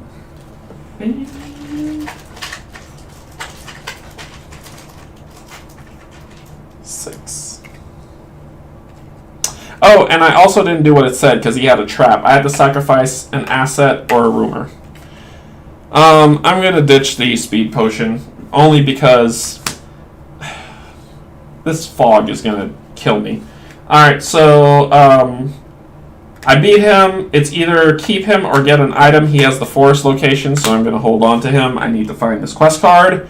And then I'm going to spend an action to sleep and get 2 health, which puts me up to 3. And that's the end of my day. I beat him. Each game has about 10 races. Is there a limit to the number of times you can die? No. There's no Mel. There's no limit to the amount of times you can die. You keep dying. You keep losing cards until you have nothing left. But your class and who you are. And when you run the end game scenario is this: night cards. When I run out of night cards, I lose. So basically, you have 25 rounds. If I'm fighting the prince and he beats me, I lose. So as soon as he comes out, it's the end game. If I lose to him, I'm out. I think those are the only 2 death conditions. Otherwise, you just keep going. But the problem is, and this is where it doesn't work against you, because you could be like, I could just keep dying, it doesn't matter. The problem is that every time you die, a night card's drawn. So you're wasting days and gloom is happening, so you're burning that 25. And I haven't even leveled up to level 1 yet. Ugh. So, I'm going to rest. And resting means drawing a new card. The Abyssal Gate. Look at that guy. He's got his wings, just evil. Revealed. Place this enemy at the Lost Forest, and the Lost Forest falls into gloom. And he's got 4 health. So it says, the fabric of the veil has been torn asunder, issuing forth ungodly spawn. There's that word veil again, remember? He likes to use that word veil. Valwraith. So that's here. And it is here. Alright. You can only have 1 enemy at a location, so if you're like... And remember, you can only draw if there's an enemy there. Now, if there's a place there, you still have to draw an encounter card. If there is a quest there, you still have to draw an encounter card. It's just enemy is the one that's the only one there. If you draw a place or a quest at a place that already has one, you discard the card that you drew, because there can only be one place at the place. That makes sense. Alright, so that night card happened. That fell in the gloom. I get 3 health back because you only get AP back, action points back as much as your health. So I'm going to Sprawl City because I'm tired of this nonsense. So I'm going to spend an action to go to Sprawl City. I'm going to spend another action to do a market action. Now you can see me go to the market. In the market, and I keep forgetting if it's 2 or 3 cards, and then I will tell you all the good things of the market action. In the market, sell 3 cards. Alright, so when you go to the market, you basically go to Sprawl City and says, I need stuff. So you go to the market and you can draw 3 cards of what you want. Let's see, purchase 1 reward card from 3 drawn from 1 deck. So you go to a 1 deck, whichever you want, whether it's ally, item, title, or spell, and then you draw 3 cards. And from those 3 cards, you can buy how much ever you want, because this is a market action. So purchase 1. Oh, it says purchase 1 reward card, so you can only purchase 1. 1, 2, 3. You can only purchase 1. Here, I corrected myself. I read it, so don't beat me up too bad about stuff I missed. So I drew 3 spell cards. I got blurry True Sight, which is spell kinetic. So I get rid of this place, defeat a place at your location for free. You see that lock on there? That means that I have to be able to have that much successes or numbers already on me to do it, and Barda has 4, so I can unlock that. So there's True Sight. Weather Control. Oh, what? Discard a weather card from play. Unless the next thing is Fireball. Haste. When a battle starts, your foe will perform its skirmish step after the foe defeated check step. Whoa. That is amazing. So what haste means is I basically roll my attack. We wait to see if it's been killed, and then it rolls against me. So if I defeat it and I do the foe defeated check and it hasn't rolled any dice, it doesn't attack me. It doesn't damage me at all. Wow. So I don't care about the defeated place. I'll put that back. Weather Control. This is a sacrifice. This is a once a day thing. I can get rid of the Veil of Fog with this, but it could go away with the next night card that comes, so that'll be a waste. I'm buying haste. I mean, I just have to. And it costs how much is down here, which is the 4. So I'm going to spend 4, 3, 4 to buy haste. And when you buy something from the market, it doesn't go into your hand as a rumor. It actually goes into play immediately. So, yeah. That is a game changer. That is a game changer. Alright, so my next action, because I can only move once, I'm going to heal. The end. Draw a night card. And it is an event. Discard an enemy from play as the Rosen Knights. So, it says, Sir Beauregard Lee ranked amongst the bravest of the Knights of the Rose. So the Knights of the Rose, if you've ever played World of Warcraft, remember in the northern part of the Eastern Kingdom, there's like that group of, they're called like the Crusade or something, but that group that is like enemies to everybody because they think everyone is bad, that is the Rosen Knights. They think everyone's a dark friend. If you've read the Wheel of Time series, they think everyone's an enemy, everyone's corrupt, and only they're pure, so they just cause problems. So discard an enemy from play. So they ride out, they attack enemies. The Abyssal Gate is an enemy, and the Horde, this guy's an enemy. They both roll 4. This guy's a trap. Yeah. Bye-bye. So I'm going to get rid of you. and this event ends, so that's that day. So notice the days are ticking down, but the weather won't change. So at the new day, I get all my actions back. This is awesome. This is awesome, but I need a quest card. Quest could be in the ally deck, so I'm going to move to Barrowmoor and see if that happens. Because me just keep going across and doing this is killing me. So I'm going to go up to a plane. I'm going to spend an action to hide. And then I'm going to spend another action to move up to Barrowmoor and draw a plane card so you can see the plane deck. Oh, bye, Kate. Yeah, hopefully you enjoyed it so far. Is it for 3 nights? Really? No, that didn't say that. It did say that. Thank you. Thank you. This card is out of here. Because it's been 3 nights. They've been torturing me. So right underneath the bottom of it, it says, after 3 nights, the Veil of Fog passes. And more than 3 nights passed, I tortured myself unnecessarily because I didn't read. But we live, we learn.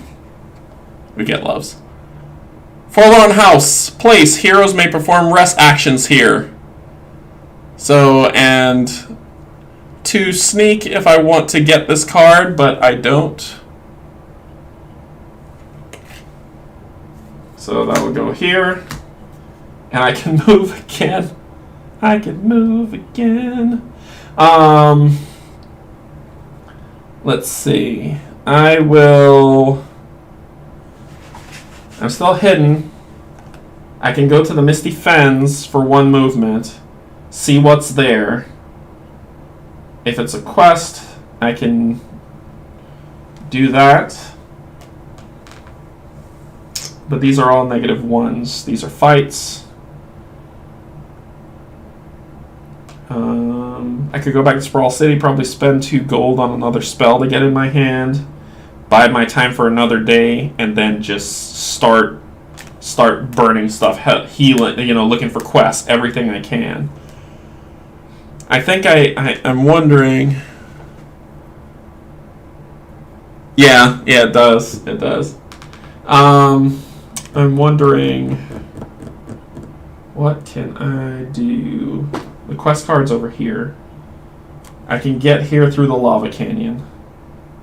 That's what I'm going to do. My shroud is 5. That's 2. I get past that. And I'm going to get past this guy too. I'm going to start heading for this quest. So I can get my level up. So I'm going to spend an action to move to the lava canyons because there is a warp area here that says lava canyons, a shortcut.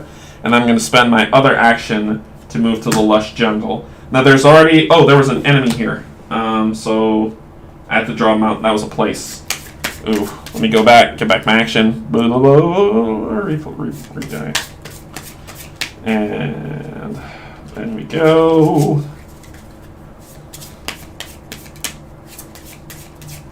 Alright. So, mount card. A lycanthrope. Lycanthrope. It's a werewolf. So, when you start a test, sacrifice 1 ally. I'm not starting any tests because I'm shrouded enough to get past this freak. So I don't have to deal with either one of them. I have 4. I have 5. So then I'm going to spend my other action to move. And if you're curious what that means, this green here is their sneak. So that means that if my sneak, which is 5, if my sneak is less than theirs, I have to roll to see if I can sneak past them to try to get the successes. If my sneak is equal to or greater, I automatically succeed and could just move on. So, Lush Jungle. It is a place, respite, forest, trophy, 1 spell. I'm doing this in the morning. So, I come down here, that goes here. I'm out of action, so I can't keep going. So, I need to rest.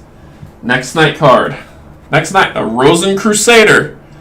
Stranger, noble, place the stranger at the Great Plains for the rose and for the free. So, and the Grand Plains go into Gloom. Grand Plains. What are you? Nope. Command points. It's like this entire side of the board is just glooming away. The nothing is taking it over. So, I get back my 4 actions because I'm at full health.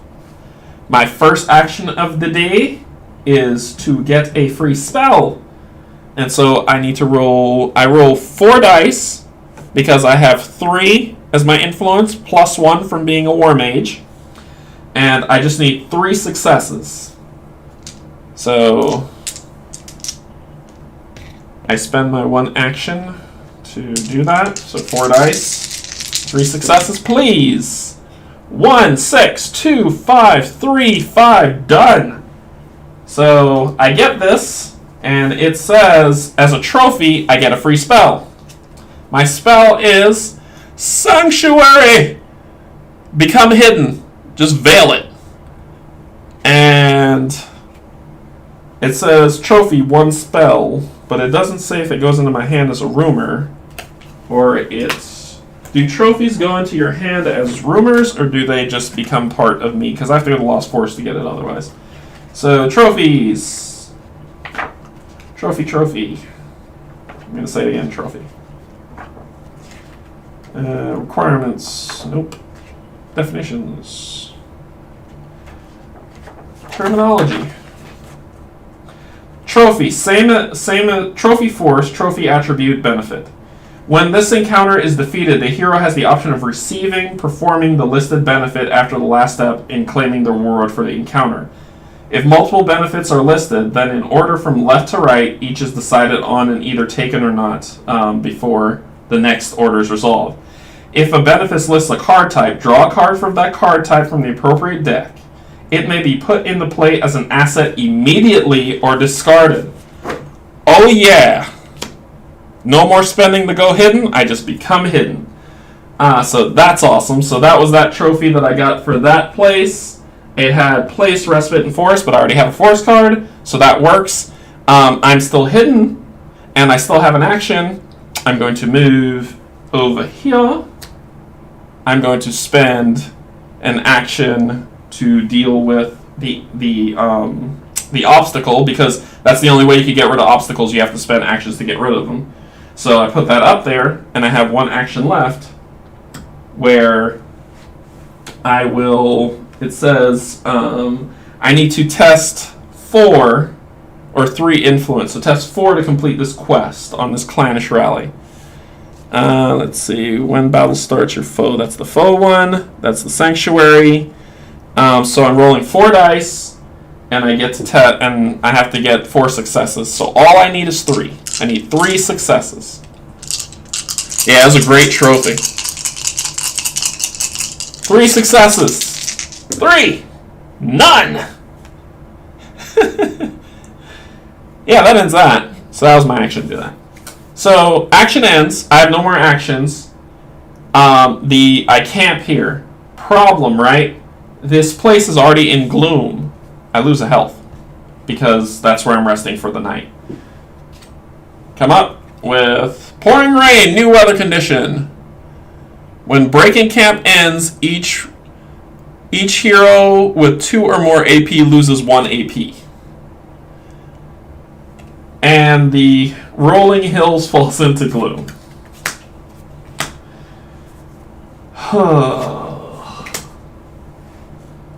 I just want to finish 1 saga card. So I lost health. I got 3 AP, but because of the weather condition that as soon as I break camp I have more than 2, I lose an AP. So I've got 2 AP. So I want this quest card. I'm going to stick going through it. Because I'm already there, I don't have to draw because I just see it's just this going on. 4 dice. 4 successes I need. Yeah, at least it's not an HP. That would hurt. Hidden allows you to... Oh, am I missing a question? Let me see. Art of the card's good. Sorry, what is the benefit of being hidden? So, Rob, if I'm hidden, then when I encounter an enemy like the Abyssal Gate, which has the enemy symbol, or the Tribal Chiefess who has fight, when I'm hidden and I surprise them, I get to roll an extra combat dice. So instead of rolling 4 dice, I'll roll 5. Problem is, if you're not hidden, it works against you. It works in the complete opposite direction. So if I was to move here, and there's no creature here, right? There's no encounter going on. So let's say I move to the Shrouded Glade, nothing there. I pull a forest card and I draw an enemy. Then if that is an enemy or someone attacking me, they get an extra dice against me. If they're already there, that doesn't happen. But if I draw a card and it's an enemy, they surprise me. So you always... It's a good bet to stay hidden as much as you can. So my first action is going to be to try to solve this quest. Look at that! Whoa! 6, 6, and 2 5s. Alright, so I didn't just do that. So I get this quest card, this is going in my hand, and I'm regaling it with my last action to end this nonsense. So, actually I'm gonna regale. And I'll lose a health, that's fine. So, I get 3 gold, or I go to the bag. I'm gonna take 3 gold, and I'm keeping this card. And then my last action is to regale. And remember, I have this tome that lets me regale lets me gain a regale action. Actually, it's a regale. I gain 1 regale action, which doesn't burn an action. I can get the heck out of here. Oh, this works. This works. It's a regale action. So I'm going to use this to do the regale action, and then I need to spend for this a Badlands card, this guy, a Forest card, this guy, and a Quest card, this guy. I discard these cards. So, Badlands, Forest, and this one was a Night card. I discard those cards to end the saga, to complete Chapter 1 of my saga. Chapter 1 is complete. And Chapter 1 then flips to Chapter 2. Chapter 2 says, and we'll get into what happens because I level up. It is said that the creatures in the Everglades follow a leader who wields an artifact of great might. Some believe it wields the scepter itself. Only those who command great numinous powers can control the scepter, so you must continue your quest for knowledge before confronting the creatures. A quest that leads you to an extraordinary new setting. So new setting, new things I gotta get. I gotta get quest, place, and spell. I've already got the spell keyword out here, so that's covered. I just need quest and place. So that's my new saga card. I leveled up.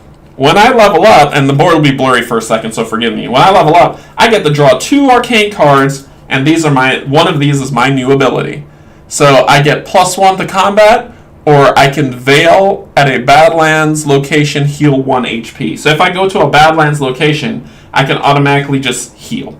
I'm already at a Badlands. Nope, I'm in a forest. I'm not at a Badlands location. So I get 1 of these, not both. I only get 1 of these. So this one, my combat will go up from 4 to 5. This one I can heal. I've died a lot, but I'm going to go for combat because I need to start fighting stuff. So I discard that level 1 item. This becomes my new norm. So now I roll 5 dice to attack, and let me make things not blurry anymore. There are 4 class types, but several class cards for each class type. Yep. What am I missing here? That makes sense. Hidden allows you to dodge, surprise enemies. I usually do not hide, but sometimes do. I hide all the time because I don't like getting surprised. Surprise is 1 extra die roll. Yep. So, let's see.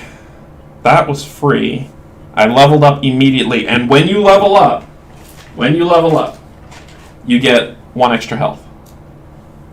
You don't get the AP until you rest, but you get 1 extra health. So now I'm up to 4 health, 5 health instead of 4. And I've got my 1 action left. So first thing I'm going to do is I'm going to veil this to become hidden. And then I'm going to move over here to the Lush Jungle because I don't want to lose any health. And that pulls this card, which is a Gypsy who has Stranger, Villain, and Forest, and is weak against Potion. This makes me sad. Okay, so let's talk about weaknesses for a second so you can understand what this means. When a card has weakness in it, if you have that keyword not as a rumor, but actually as an asset out, you defeat the card. You don't even have to fight it. And guess what happened to my potion? I discarded it because I died, and I had to discard something. But she's out. She is 3 sneak, so I can sneak past her. However, and I use that action. However, I can't, so I'm gonna. I'll encounter her in the morning because I can't even fight her now. But she has 3 health. She rolls 3 dice, and it's 4 influence to get her into hand. If I had my potion when I encountered her, I just would have won. But that happens. It happens. It's what it is. So that ends my day. I go to the night deck. And there is a Doom Surge event. Discard a quest from play. So, are there any quests? No. Nope.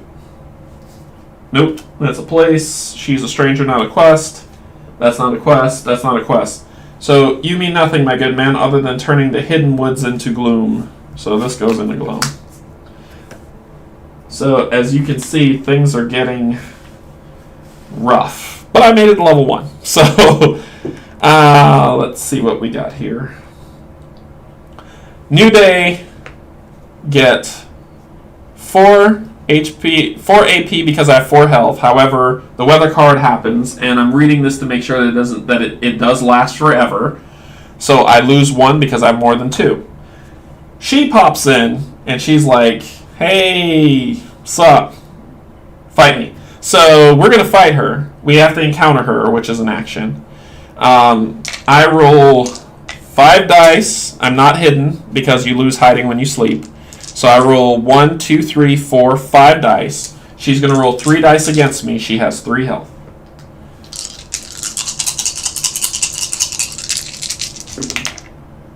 One, 2, and I'm going to spend my final fate, because you only get 4, to turn this 4 into a 5 as a success for 3. Now, you'll be like, well, but she gets to roll against you so she can kill you. Wrong-o. Because of kinetic, I'm going to veil this, which turns it that way. And when I rest, I get this back. You unveil 1 card when you rest. So I veil that one back. But I veil this kinetic card, deed, just do it for reaction. When a battle starts, your foe performs its skirmish step after the foe defeated check. You are dead. I should have done this before. I did it. I didn't read that piece, but I'm going to carry on with it because that's what I would have done anyway when I was facing her. That was my plan. So I beat her. I get 2 gold for fighting her. So in the comments, I'll just let you know the plan was to do that. I just didn't read that you had to do it before the fight starts. So I'll make sure I pay attention to that next time, so it doesn't seem like I'm meta here. So I get 2, and then I get an ally or get rid of her. She doesn't have a keyword I want. I'm going for an ally card. So I draw an ally card, and it is the Elementalist. As ally, Pious, gain 1 move action if I veil, and my influence goes up by 1. Goes into my hand as a rumor. And I need to go to the old wood to find it. So I'm going to put that in my hand. I am going to then...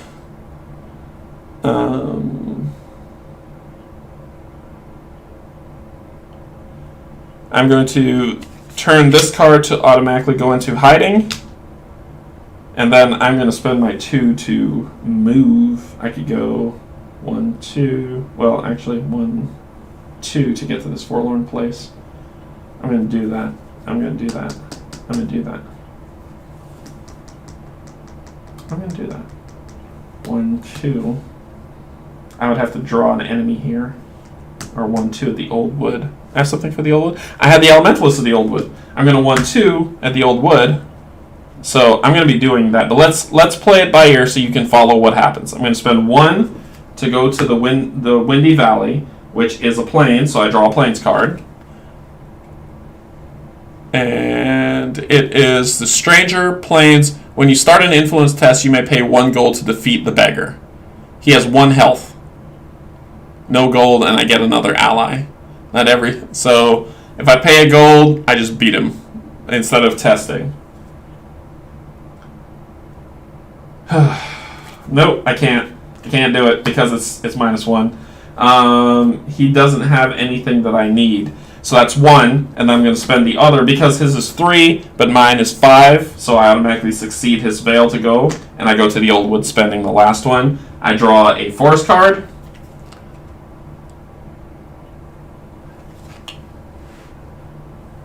I hate this card so much. So this is a ghost. Alright? You see where it says, when a battle starts, perform a study check, which is the book. 3 to pass. If I fail this, I can't hit him. At all. No attacks work.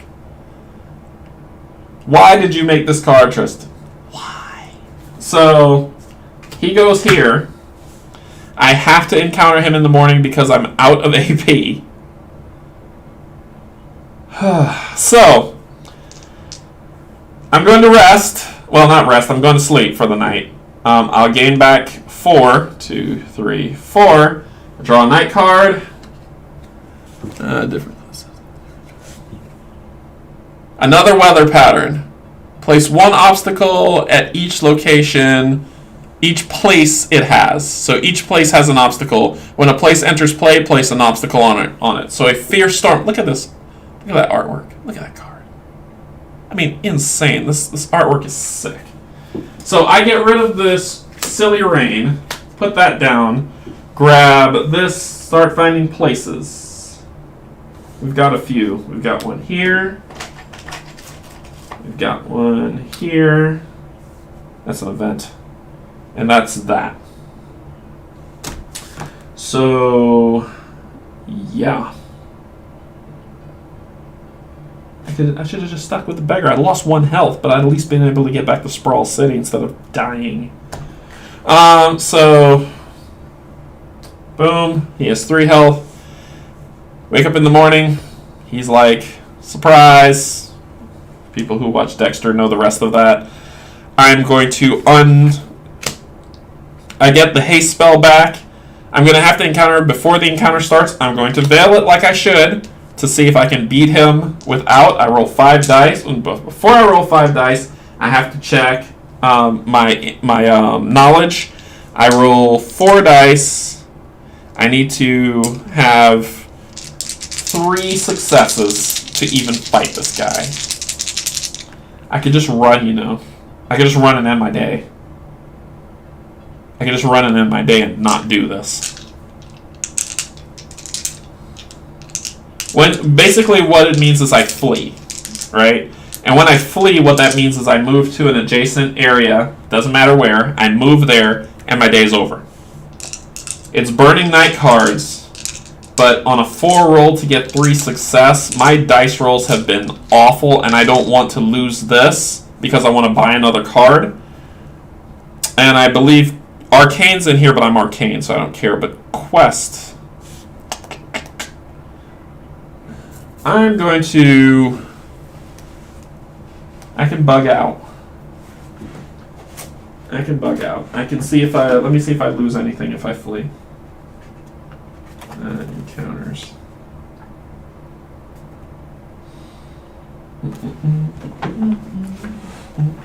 Reading the book. Because it helps you read the book. I can bug out. I'm not going to get that. I'm not confident enough in myself to say I can do it. I'm bugging out. I'm going to flee. And I'm going to flee to Sprawl City. And that will end my turn. That's it. It's over. Done. Kablutski. I draw a night card. Tribal Tithe. And let's... What does it say? Each hero must discard 1 rumor when it's revealed, and the Shrouded Glade falls into Gloom. Did I spin this one? The Verdant Fields falls into Gloom? I didn't do that. Verdant Fields, Gloom for that weather card. Shrouded Glade, Gloom. And I need to discard a rumor. So, is that night card?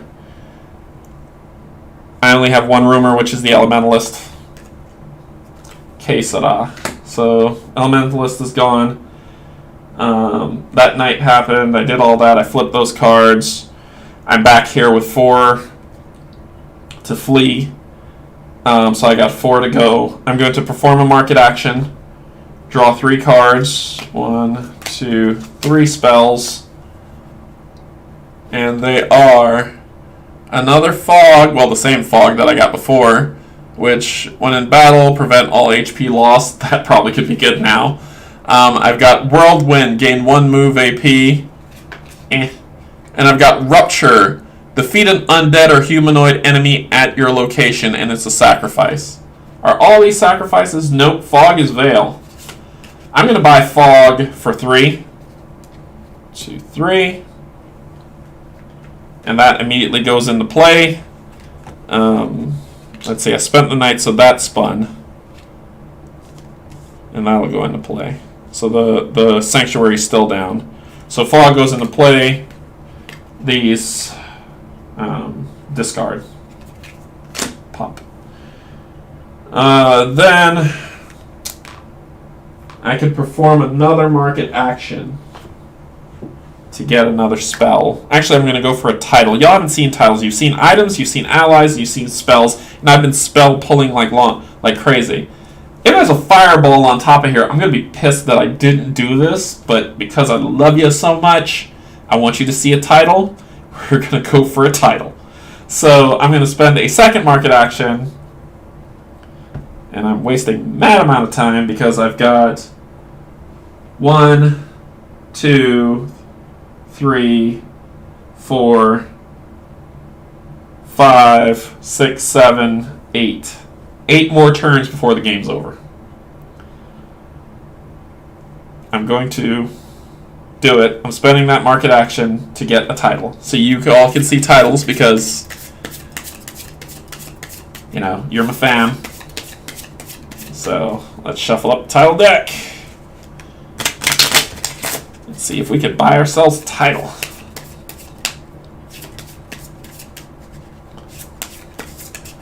Okay. So draw 3. 1, 2, 3. And we will become... Our title will be Druid of the Circle, which is title or order. Defeat a noble stranger at your location. And that's a veil, so that keeps going. That's 4. Eagle Rider. Who doesn't want that? As your move action, you may move up to 2 locations. Ignore any location you pass through. But it's 5. I don't have enough to do that, and I would have to sell something. Not about it. Not about that life. Camel Rider. Deed. Gain 1 move when I veil it, or I auto get when you move. When you would lose 1 HP, you must discard this card instead. So basically, it kills my camel. Defeat a noble stranger. Move 2 spaces, but it's 5. I only have 4. And I'm not getting rid of anything I got. Haste, Sanctuary, and Fog are fantastic. And she's been helping me, my ally. So, this is a free block, basically. I get 1 move AP, and if somebody hits me, I can just get rid of this to save my life. I'm going to get the Camel Rider. And that goes into play immediately as well. For 3 here. And let me focus you back on the table. There you go. And these go into discard. So you've seen all the titles. I am the camel riding dark elf from yon forest. I don't know. So I can veil it to move an extra for free. So when deed means that's free action. I need quest and place. Where's a good place? This is a place. This is a place. I need to get here. So I need to first hide,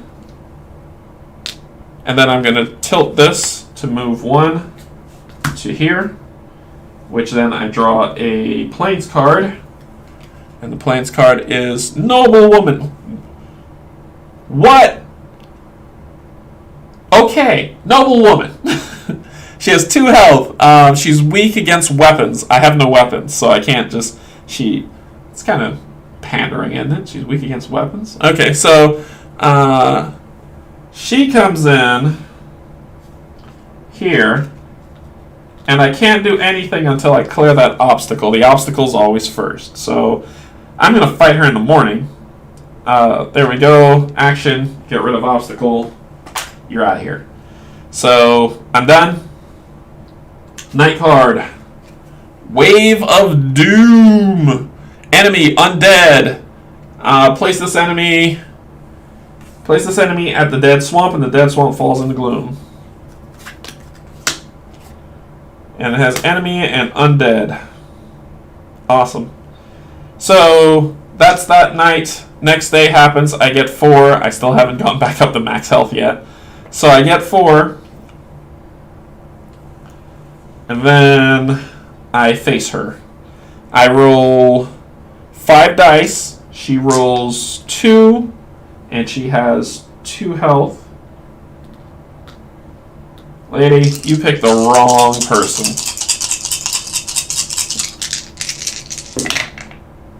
1, 2. I did not turn the haste because I wasn't thinking. So I hit her for 2. I should have done that. I did not. Sad face. She rolls 2 dice against me. 2 chaos dice. She misses. She rolled a 1 and a 2. Didn't matter. Alright.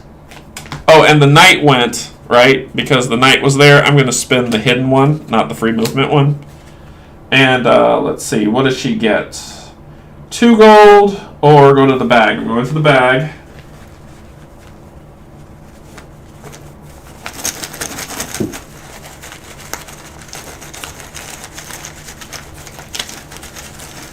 Alrighty.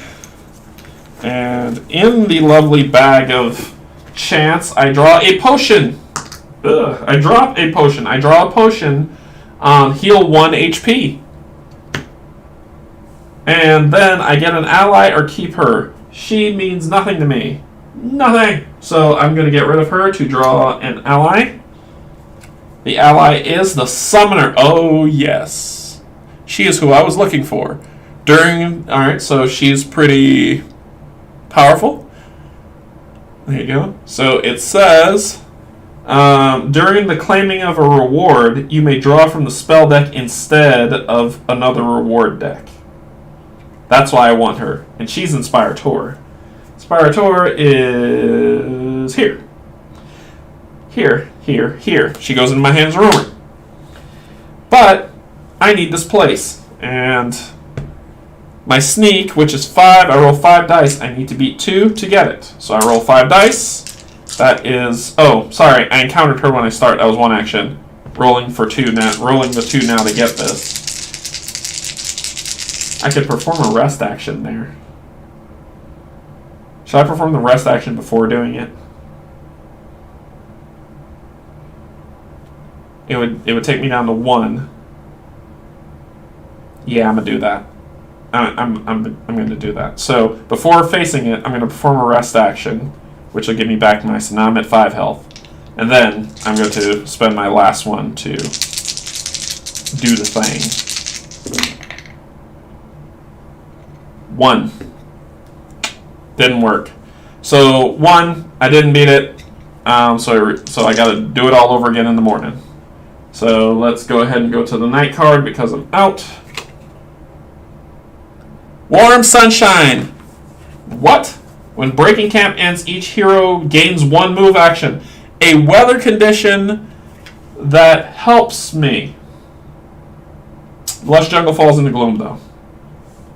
Lush Jungle. It's probably the last green card.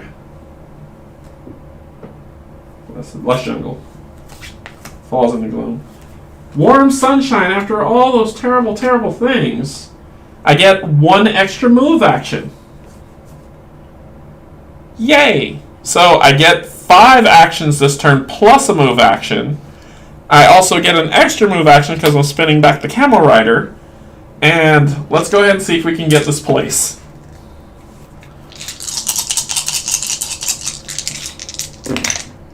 So 6 and 5 and 5. So I made it. I got it. Been there. Done that. This bag scares me. I'm not gonna lie to you. It scares me.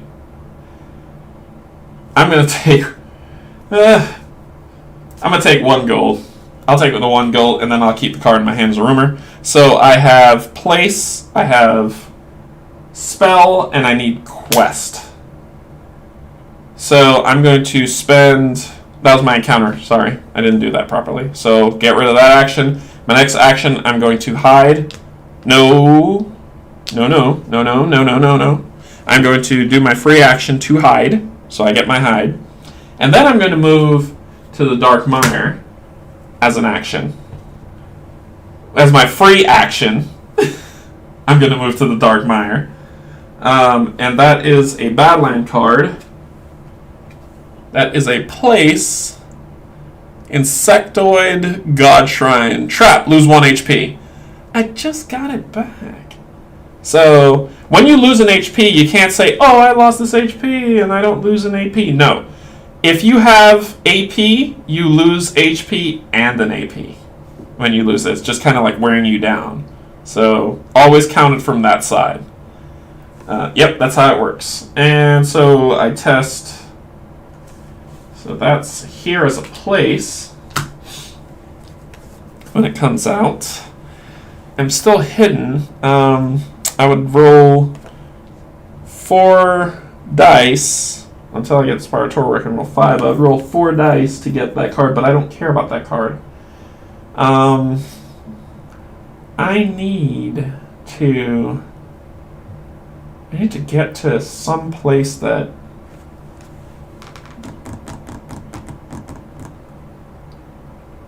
I'm running low on night cards. And when Sprawl City falls, I can't go do deed actions, market actions there anymore. It's like the city falls into just chaos. What do we got? Exactly. Alright, so... What do we got to do here? I'm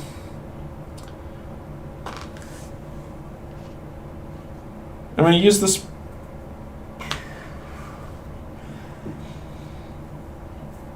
I can get to the Rolling Bluffs, but I need a quest card, and I don't know where that is. You know what else I have not been doing?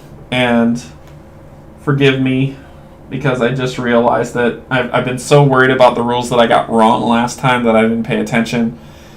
I haven't been putting out plot cards. Every single time a forest fell, a plot card should have came out. But there is light, and I know that I'm so far into the match that I didn't realize it, and if someone told me that, or someone pointed it out, I completely missed it. Plot cards are what happens when you when specific thing happens at night. A lot of forest cards fell out, which means a lot of plot cards would have come out, which means a lot of quest cards would have come out, and that's why I missed that. But I said Rob.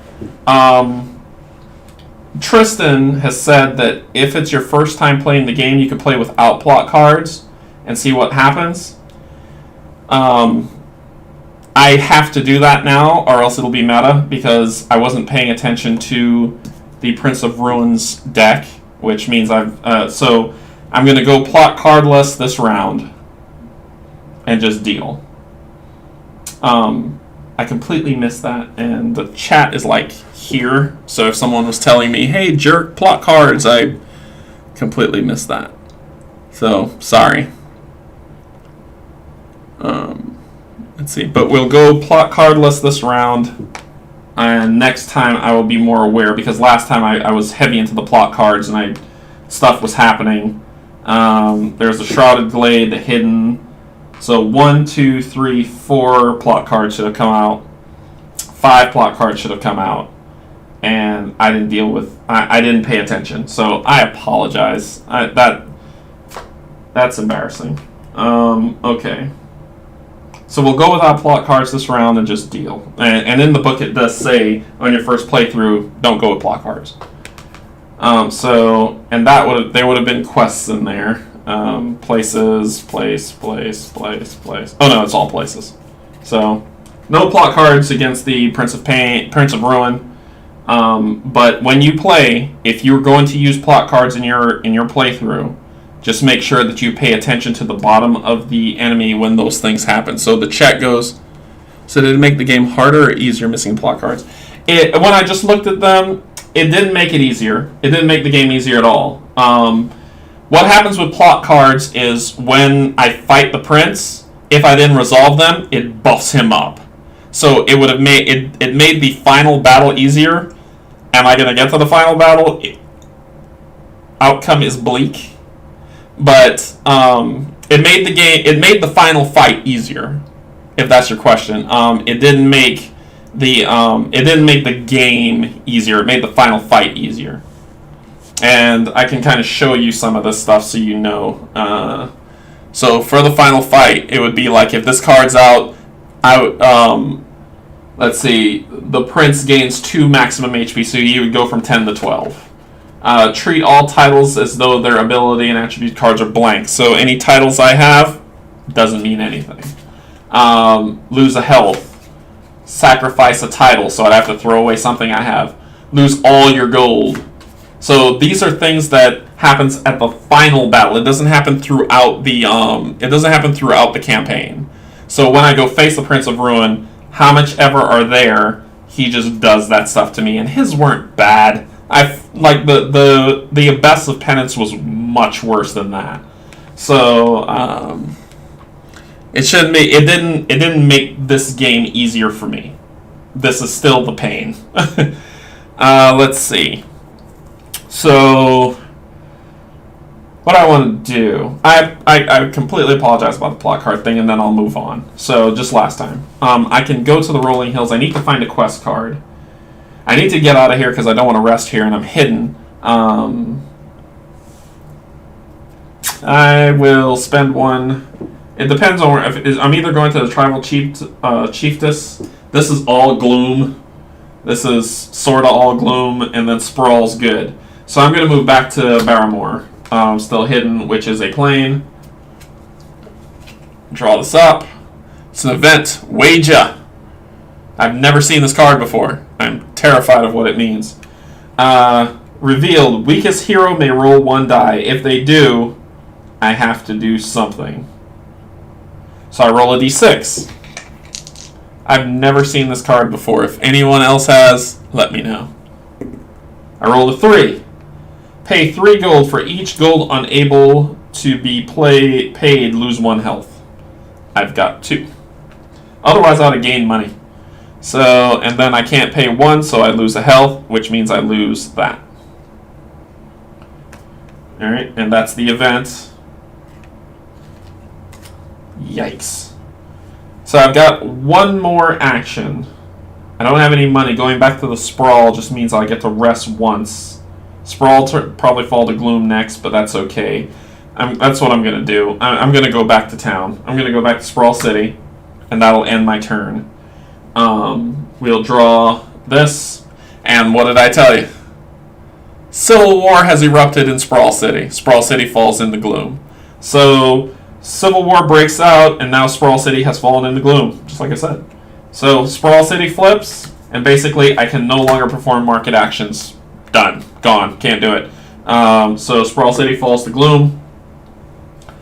I don't lose health, because when I rested there, it was fine. Or when I made camp there for the night, it was fine, so I don't lose health. But if I make camp tonight, I will. I get 3 back. I spin back my sanctuary. I lose hidden. I'm going to take a rest action for 1 to gain back 2 health. I'm going to spin my deed for sanctuary to go back into hiding. I'm going to spin my camel to get a free movement. So I'm going to go here because I'm heading the Spire Tour. So I'm going to go here. I have to draw a forest card. Treasure. Wait.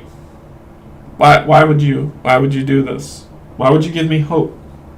So an event. Treasure cache. Weakest hero gains 5 gold. I get 5 gold. 1, 2, 3. So there are good cards in here. Like 2. And I think I just drew both of them. So that's the end of that. Yeah, that's what happens. Oh, and the flavor text, if you're curious. You can't believe your luck. You found an ancient treasure chest. Whether stolen or abandoned long ago, it is now yours. Fantastic. And I'm still hidden and I have a movement. I'm going to go down to Spire Tour. And draw a mountain. I did shuffle these. Yeah, I did, because the lycanthrope came out. So, hey look, I got luck, and then it went away. Event, discard an enemy from play. Not bad. Not bad, not bad. It's still lucky. So, an enemy. This is a villain, stranger, mountain. Enemy is a wave of undead. The abyssal, this guy is an enemy. Stranger, enemy. Stranger, enemy. Oh, yes. Yes, yes, yes. He is an enemy. Goodbye, you jerk-faced jerk. Alright, he's gone. So, that's the end. That's what drew from being down to Spire Tor. I'm going to... This is an event that's just ongoing. I'm going to spend this one to found my summoner at Spire Tor. So now I have 3, 4, 5 of spells. I just need the fireball spell. And it would be great. And I could just start blowing stuff up because it adds on to stuff. It's in here, trust me. So that's the end of my day. Spire Tor hasn't fallen into Gloom, so that's just the end. Spire Tor has fallen into Gloom. Because I can't read the Necropolis card that is a night card that Spire Tor fell into Gloom. And this is my first time going there, so that's okay. So I have to rest there. I'm going to lose a health because I rest there. So let me get back all my health and then lose 1. The night card comes out. Weather, Howling Gale. Place 1 obstacle at either location with a stranger.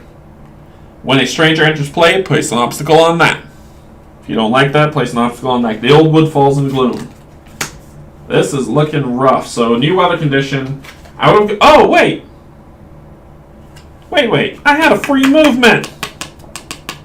It wouldn't have mattered. It wouldn't have mattered at all. I still would have lost health. And I was hidden. I'm still going to take my free movement just because I'm searching. This is still going to happen in order. So let's go this back. I had my free movement. I'm going to move to the Verdant Fields. I was still hidden. I'll draw this card. Darn it. It's not what I wanted. It's a Holy Church. Heroes may perform rest actions here. So, alright. Holy Church goes down. Rest. I still lose my health. The weather pattern now changes to the Howling Gale. Obstacles happen where there is a stranger. So, strangers get obstacles. Stranger.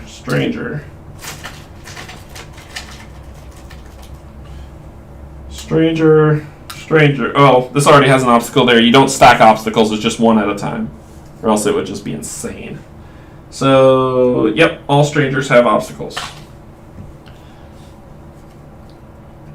I don't need anything for... I need quests. I thought quests would be in the ally deck. But it's not. Okay, and I lost my health.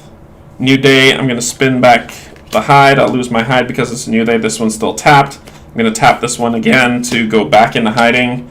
And then I'm going to move, spend 1 action to move to the open heath, which is a plain. Gain a plain. Farmer.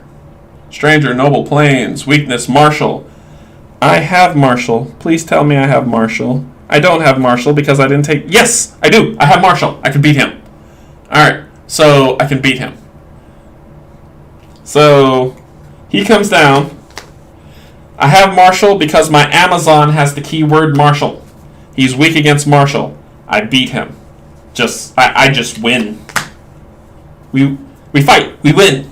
So, instead of having to fight him for an action, I just defeat him, and that happens. So I spend an action to do that. I get this. I get a coin. I can no longer use coins to go back to Sprawl to start milling stuff to try to find quests. So, what do? I'm going to go to the bag. That's what I'm going to do.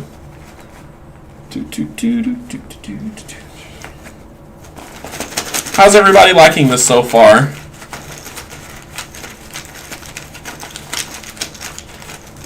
Like, once you get the swing of it, it goes fine. It's just, I forgot about the plot cards, and I was doing so well, too. Disappointing. Anyway, I said I wouldn't talk about it.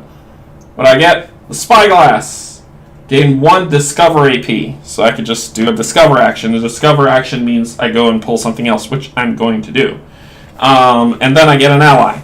So I draw an ally. The ally is the Corsair.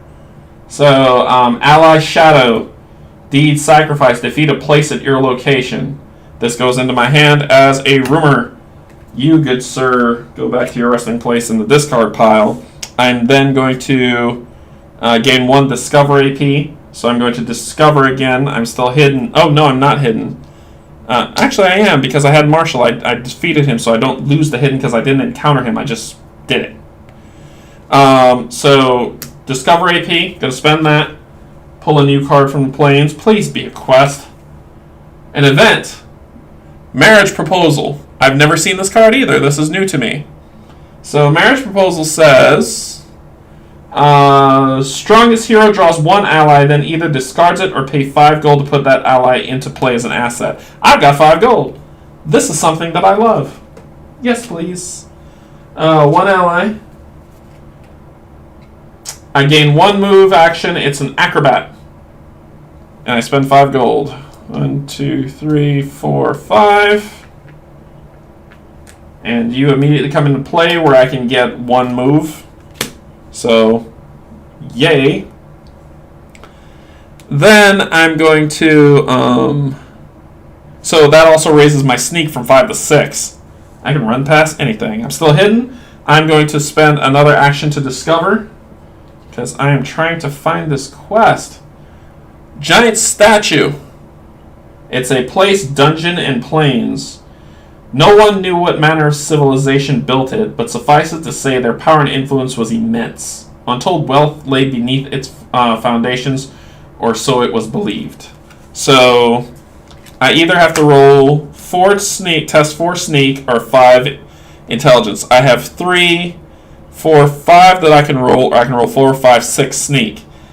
I'm going for sneaks, because I can roll 6 dice, and I only need 4 successes. So I'm going to spend... First I'm going to burn this potion to get 1 health, and then I'm going to spend it. Because I want all my health back. So I'm going to roll 6 dice, 2, 4, 5. And the dice is so far. I'm not rolling chaos. I won't do it. I'll roll the bone die. So 6. 2, 4, 6. Yep. Yeah. So let's hope we can get 4. 1, 2, 3, 4, 5. Awesome, we beat it. So, 3 gold and a title. Going to the bag and getting a title. So, first we go to the bag.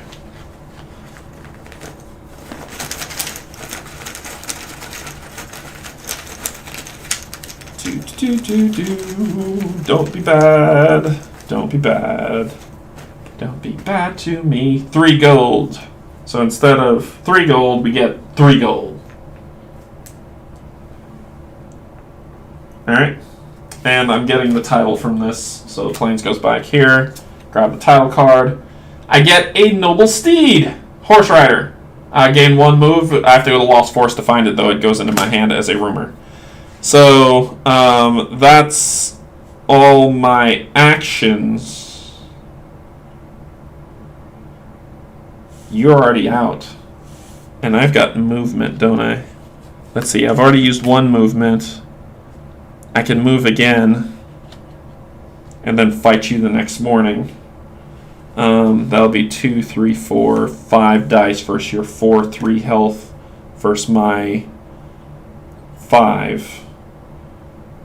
But, well, it'll be 4 because I'd lose a health at the deep woods. I'm going to cool my jets here. And that's going to end.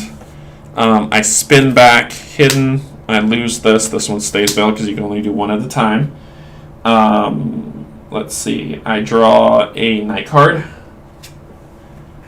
Besiege City. Event. Heroes must pay 1 gold to move to or from Sprawl City until the end of the next day. So basically this event, if I get here, I can't leave it until I pay and the Barren Waste falls in the Gloom. Barren Waste. And this is an event for until the next day. So, until the next day, that card stays out. Oof, this is looking rough. Alright, so... New day, get back 5 on my hunt to find a stinking quest. So I'm going to spend tilt Sanctuary to hide, spend 1 AP to discover, which is an event. Discard a stranger from play. Fatality. Wow. That's awful. Alright. Stranger from play. Lycanthrope. Bye-bye. You're a stranger. Bye-bye. Alright. Spend another one to look for another card. Event. Revenge. Strongest hero draws 1 stranger from the Plains deck. Put that stranger into play at their location with their enemy token on it. The stranger gains fight +1 until it is defeated. The strongest hero draws 1 stranger from the Plains deck. Okay. Nope. Event. Here we go. This was the same stranger I drew last time. That was a traitor. So she's rolling 3 dice because she gets +1. So I'll put this with her just so we can see it there. And we have to encounter her. Reshuffle the deck.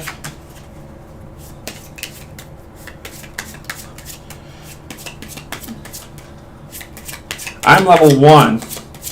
I have 4 sagas to go and I can't find a quest to save my life. Alright, so let's see. I have to encounter her. Because that's what the card said. It said that's what it said. It said that's what it said. Puts a stranger into play at their location with the enemy token. Stranger fights with +1. So I'm going to fight the stranger. So I'll do that. Stranger head rolls 3 dice against me, but I'm going to tilt because I'm not going to forget my kinetic card, my haste, so that I can roll against them without them seeing a thing. I'm going to roll 2, 3, 4, 5 for my ability. So I'm going to roll 5 dice. They're going to roll 3. Alright. So 1, 2, 3, 4, 5.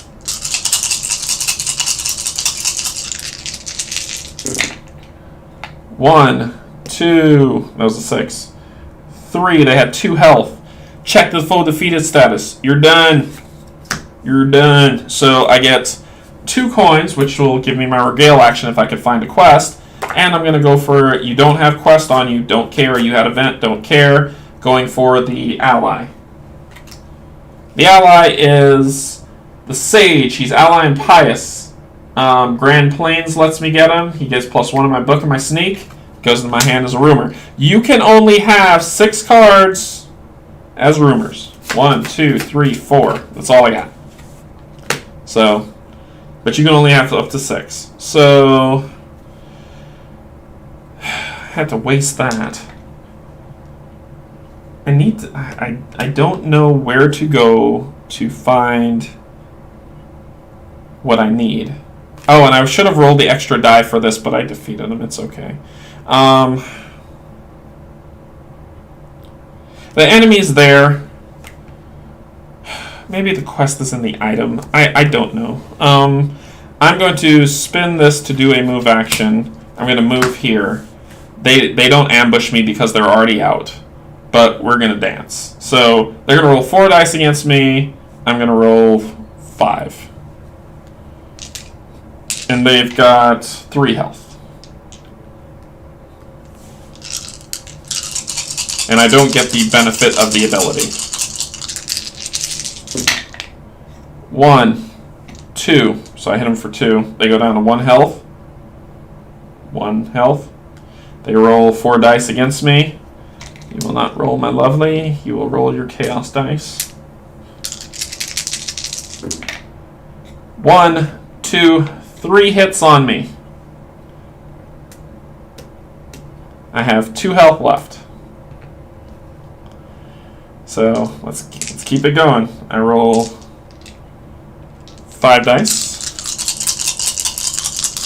6, 2, 3, 4, 5. 5. 1. I hit them. Now, let's see if they kill me. So they roll 4. 1 hit. Because they have 5, 4, 4, 3. So I kill them, but they wound me greatly. They go down. I'm going to die if I stay there, and I... Yes, I will. I'll see if I have something that can help me. Place the, let's see, I get 2 coins, or go to the bag. I'm going to the bag to hopefully I get a free move action. Roughly what level are you hoping to get to before you fight the boss? So, there's no level, you have to get to level 4 to fight the boss. Basically, what you have to do is, you have to beat all the sagas before you can fight the boss. So, I have to go through Saga 1, Chapter 1, 2, 3, 4, and then the finale. Once I beat the finale, the boss pops up and goes to somewhere on the board indicated on their card, Rob, and then from there, I fight him and I win. So basically, it's the saga cards is what I care about. That's why I'm hunting for a quest card. I don't know which deck has it, but other people who probably have paid a ton can. So I get map. Relocate the Sprawl City. That won't help me. I'll still die, but I'll die in Sprawl City. This is awesome. So, what's going to happen is that there's that, and then I get an item because I'm not keeping this card. So, I'll get the Magical Talisman.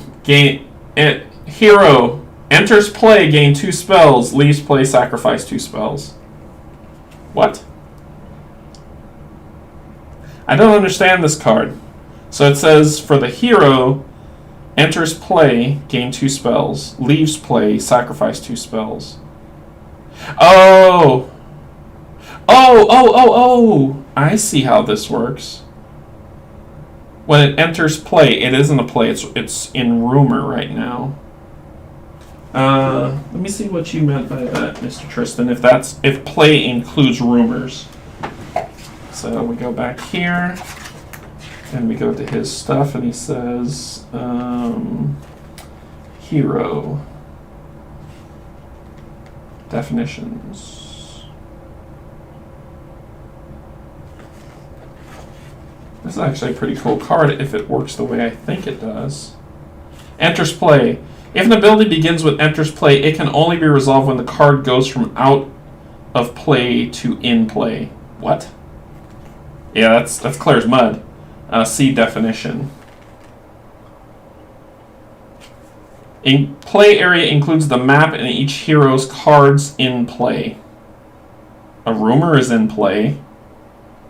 In play, all cards and skills a hero has. The map, encounters on the map, face-up cards beside the map.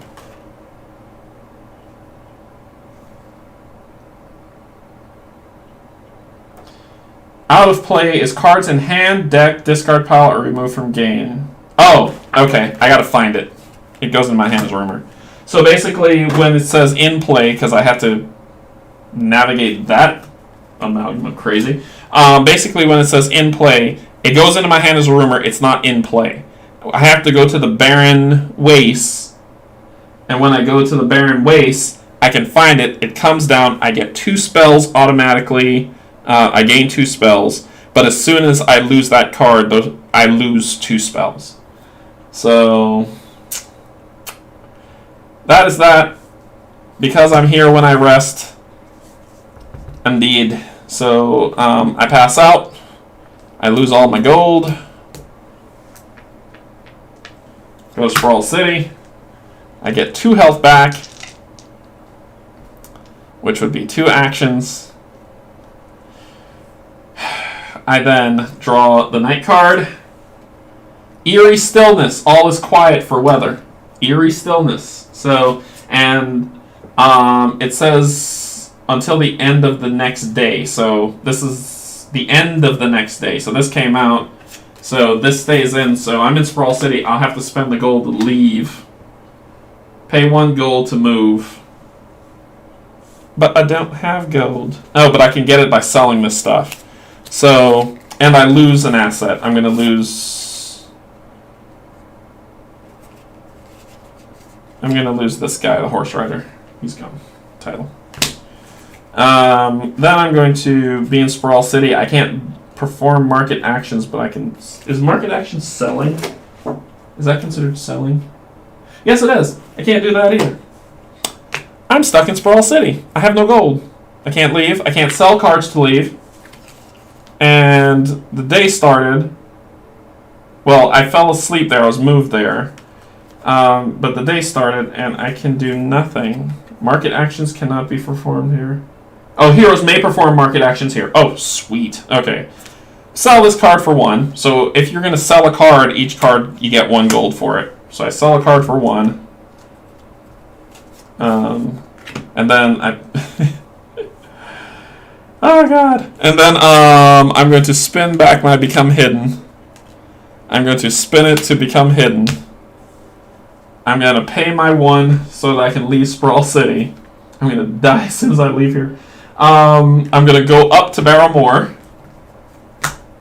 I am going to then get Press Gang, Stranger, Villain, Plains. When you fail an influence test, sacrifice 1 ally. I'm not trying to influence you, so get bent. I'm going to fight you. You have 5 health, you roll 2 dice. I have 2 health, I roll 5 dice. 6 dice. He can kill me. I got nothing left to lose. So, let's see what we get. 1, 2, 3. So that's 3 hits on him. So he goes down to 2 health. He rolls 2 dice on me. We got 2 health left. Jeez. He hits me once. I got 1 health left. I can't flee anywhere. Like, I will die if I flee. I have to fight this guy. So I roll 5 dice.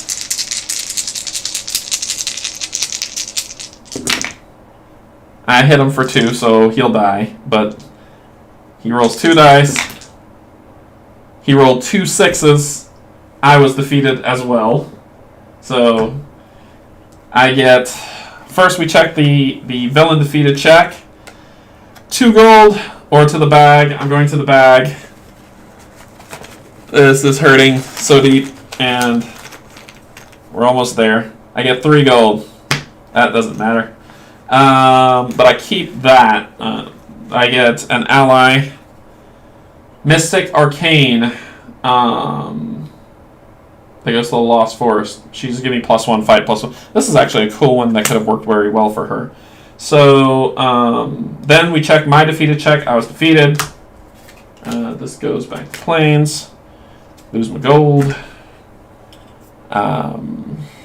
Get 2 health back. 2 actions. The final night card. That's weird. There should be 1 more. Oh. I didn't into Gloom. This one that Barrowmore did. That's why it didn't make sense. The final night card is Rose and Pillage. A quest card! The quest card that I needed was at the bottom of the night deck. Awesome. A quest card. The land falls into Gloom. It doesn't matter what happens. All of Kilforth has fallen into Gloom. Barda failed her quest to find the item, and we lost. So, the last card was a quest card. I'm curious, because for my knowledge, I need to know which cards have quests. Allies do not.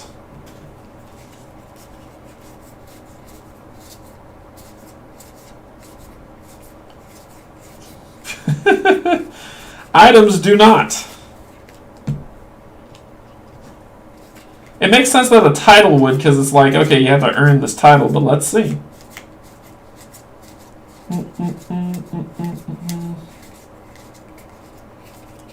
Titles do not.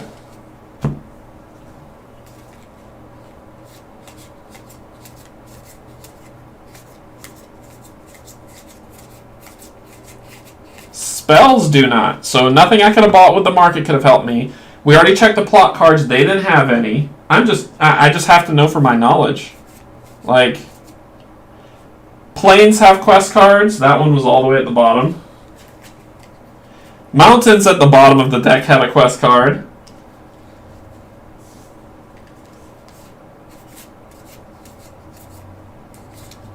This one, which is the Forest, had quest cards. So Plains had quest cards, and I was pulling Plains. And at the bottom of the deck, Badlands has quest cards. So all the quest cards are at the bottom of the deck. So, and this, I mean, I missed the plot cards, but none of these plot cards, all of them were place with Respite or Abode in it. And I already had a place, so that wasn't going to work. I just had to keep milling these decks until I found the quest card. So it didn't work out. The side of Kilforth that Barda went to go fight in fell into Gloom. She was consumed by the nothing, and that was the end of that. But it was fun. I won one. I lost one. I played more to the rules. I did forget about, that's the crazy thing is when you start getting these, and this is the reason why the player mat, I'm going to pull this guy out again so you can get a good look at it while I'm talking. There you go. So the reason why this is fantastic is because when I put out assets, you can have 6 assets. It doesn't matter how many. I had 1, 2, 3, 4, 5. And then I had allies. So you can only have 6 assets. That's why they give you 6 card slots. You can have allies that don't match keywords. So this one's arcane, this one's martial. So that's fine. And it's the same thing with the assets. Shadow, kinetic, steed for the title, healing. So I didn't match. Oh, I did match. I matched healing and healing. So when you have 2 of these words here that are the same, you can't have them. I should have actually not had one of these. I didn't use this thing but one time. So you can only, when it comes to keywords, you can only have 1. But the playmat is cool. I could have kept like my shroud here and just moved it here when I'm not. Same thing with health, same thing with actions, coins. And then these are these things that I kept popping up here. They would go here, and see how they fit really nice. And then as I leveled up, I would just put the level card here. And then this is where she would go. So she would be, let's see, this is class. So this would go here. And it actually is written on there, right? And then that would go there. And so that's kind of how it would lay out, so you can play out the whole mat. For people with huge gaming tables, or tables, not desks, tables, get the mat. Get both. Get all. Because the mat actually comes in different types, so they can be unique as you want. And this game mat underneath here is 2-sided. So when I go to play Shadows of Kilforth the next session, I'm going to flip the mat because this part of Kilforth fell into Gloom. I'm going to flip the mat. We're going to play on the other side so you can see that beautiful artwork that's under there, and just go with it from there. It's really nice. It's beautiful. I lost. It was horrible. But the Gloom still comes. Tristan did a great job with this. So let's see. Let's go to the chat and see if we have any questions at all. So let me shift. And also let me know how the music was, if the music was too loud or if it played really well with everything that was going on and you were able to enjoy it. Or if you didn't hear it, let me know so I can fix that. But I'm going to go back to the intro so that we can talk. And here we are. So, how was it? How was the playthrough? How did you feel about it? Was it I lost, but a lot happened, and I played a lot better, following the rules a little bit better than I did last time. I forgot about the plot cards. That's something that's going to come up, I'm sure, by whoever checks this out and keeps me honest. And I want that feedback. Don't get me wrong. Don't say, oh, I won't put it because he's going to be all hurt. No. The only way I can get better and play these games the way that we can play these games the way that we enjoy is if you let me know where I messed up. And I can take it from there and then fix all those and make those work. Just like the last feedback I got, which was fantastic. I fixed that problem. We were playing again, and we had a harder time, but it was still good. Oh, I did, Rob? Thanks. That's awesome. I'm so happy that you like it. This game is amazing, and I think you and Mel will have like the best time playing this. Thanks, Mel. I think if you two can get this game, you can go to Hall and Nothing Productions. he does all this himself, like in terms, not the artwork, he had somebody else do the artwork, but the production and all that other stuff and the shipping, you can actually order it from his site on All or Nothing Productions and get all this stuff coming into you. If you can back Veilwraith, I played Veilwraith on Tabletopia, and I love it. Like, I think it's a completely different game, but it goes with the story and what's going on. It's just as hard, but just as fun. I mean, it was a fantastic game. I backed the Kickstarter all in so I can get all the... There's actually a campaign that goes along with Veilwraith that I'm not going to spoil what's going on. So just notice that a lot of cards say Veil and things like that. There's a purpose to it. And then he's got another Kickstarter that's coming. It's not like the extra adventures that he's adding onto this one, but another Kickstarter for Kilforth, and I think it's called like the New Age. And I asked him on there, I was like, look, man, tell me what this is about. I must know, you're driving me crazy. And he's just like, nope, you gotta wait what it is, you're gonna love it, it's gonna be fantastic. This is a top 10 solo, also fun in other modes. Yeah, that's true, it is a top 10 solo game. This game is fantastic solo, but 2-player, you'll have a lot of fun. Remember, you're working together in 2-player, but you're not, because both of you will have your own ancient that you have to do, your own plots, your own sagas that you're dealing with, and the plot cards will kind of get shuffled together and put that way, so they'll come out as stuff happens. So you can work together, and you can defeat each other's ancient. Like, you can't kill Mel. Like, Rob, if you're playing, you can't kill Mel's ancient. Mel has to kill her ancient, but you can help her defeat things all the way until she gets there, and she can help you do the same way, so y'all can work together. So it's co-op competitive, because whoever defeats their ancient first wins. And that's how that win works. Veilwraith is brutal. I beat it once on Tabletopia, and I had to go back and think about it, like, did I mess up? Did I do something wrong? I'm not supposed to win this, but I won one time, and it's like that feeling when you beat it, you're just like, I feel good. Sometimes during live stream, I feel like I might be overstepping my bounds if I start correcting. No! Correct me. Let me know what I'm doing wrong, because I don't gain any benefit to... And this probably fell in the Gloom while I was at it, because I ran out of cards. I don't gain any benefit from playing the game wrong, right? Because then someone else watches this stream, and they're like, oh, that's how you're supposed to play the game. And they do it incorrectly, too, and it's just perpetuating a bad practice. Let me know when I'm doing something wrong. It's the only way that we can play and enjoy this together, and anyone who looks on this afterwards can say, oh, I see what you did wrong there, I'll make sure I get it right. So we're all playing the game the way Tristan intended. Alright, yeah, Rob, thanks. Game was great, fun, the top systems. So in 2-player, I still have a chance at sleeping on the couch that night. Yes. I think that's an inevitability, right? See, if you just lean into it, like lean into sleeping on the couch, it'll just work. It took me 7 tries to beat my first vignette. I'm not going to say how much times I played before I won one, but it was more than 10. We're not going to talk about that. Let's see. Yeah, so I'm so happy y'all were able to play with me here today. I told this on my last playthrough, and I'll just say it one more time here for new people who are watching this. The reason why I love this game so much is because last year I lost my dad, and it wasn't until I lost my dad that I realized that he was my hero.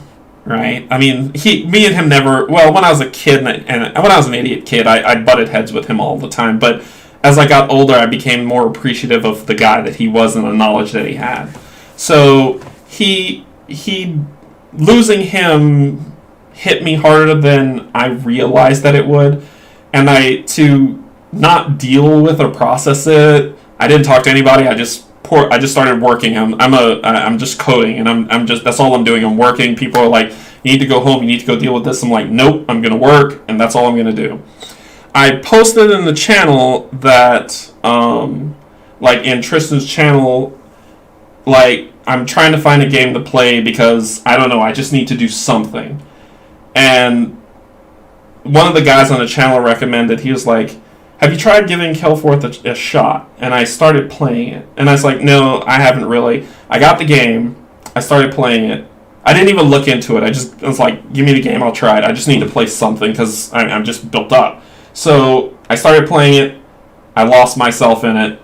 And it was a coping mechanism, oddly enough. I mean, I don't know if board games have done that for other people, but it was a coping mechanism. I started coming out of my shell. I started talking to people, like my girlfriend telling her, like, you know, this is how I feel, and started talking to people who talked me back, who let me know what was going on and told me to go talk to somebody. But it pulled me out of my funk. And it was because I was able to disconnect and play this game that it really helped me get out of my shell and be awesome. And so this is my favorite solo game of all time. Whoever puts out top 10 videos, cool, I respect it. This is my number one. And it's my number one because at a tough time, I was able to lose myself in it and then was able to cope. And so this is why I love this game so much, and I want to share it with you, and we can play this together and enjoy it. So let's see, I've done that with video games in the past. Yeah, video games have done it too. I just couldn't find any game that I wanted to get into, and I didn't really want to play. I just said I'd just do this because I had my wall of shame, which I shared that picture before, and it's ridiculous. I don't have like a ton of games, but I have enough that I should know better, with more Kickstarters on the way by chance. But I was able to just kind of... and you're doing great with stream. Keep it up. Condolences. Thank you so much. Thanks. But being able to share this game with... or even streaming, not just this game. This game's personal to me, right? This is mine. But being able to share other games, I've done Role Player, I've done Dark Souls. I'm going to be doing Jaws of the Lion. But being able to share these games with you all, it feels like, especially when it's live stream, it feels like you're here with me. And during this time of pandemic and craziness in the world and just madness, I like that. Right? We get lost for a few hours in Kilforth, in Gloomhaven, in Role Player, heck, even on Rob Channel and Explore It. You just kind of get lost in that for a second. All that stuff goes away, and you can just breathe and enjoy it, and it's just so great. Yeah, no problem, Mr. Sam. And like I said, because of the game and because of what it's done, I've been able to come out and talk about this stuff. So it's fantastic. I look forward to seeing you all on chats, on Facebook pages. I want to talk to you about board gaming all the time. Probably sometimes you'll tell me to shut up. But just kind of having that there and going through this stuff is the reason why I do this. And thank you, Rob. Thank you, Mel, for getting me out of my shell to start streaming. But, Jeremy Howard's been a good inspiration, and he's definitely been the person who, like, I've contacted him and talked to him. The guys at One Stop Co-op Shop have been fantastic. Like, the entire community is just so awesome that I wanted to go to Dragon Con this year, but it got canceled, and that would have been my first Dragon Con to meet everybody.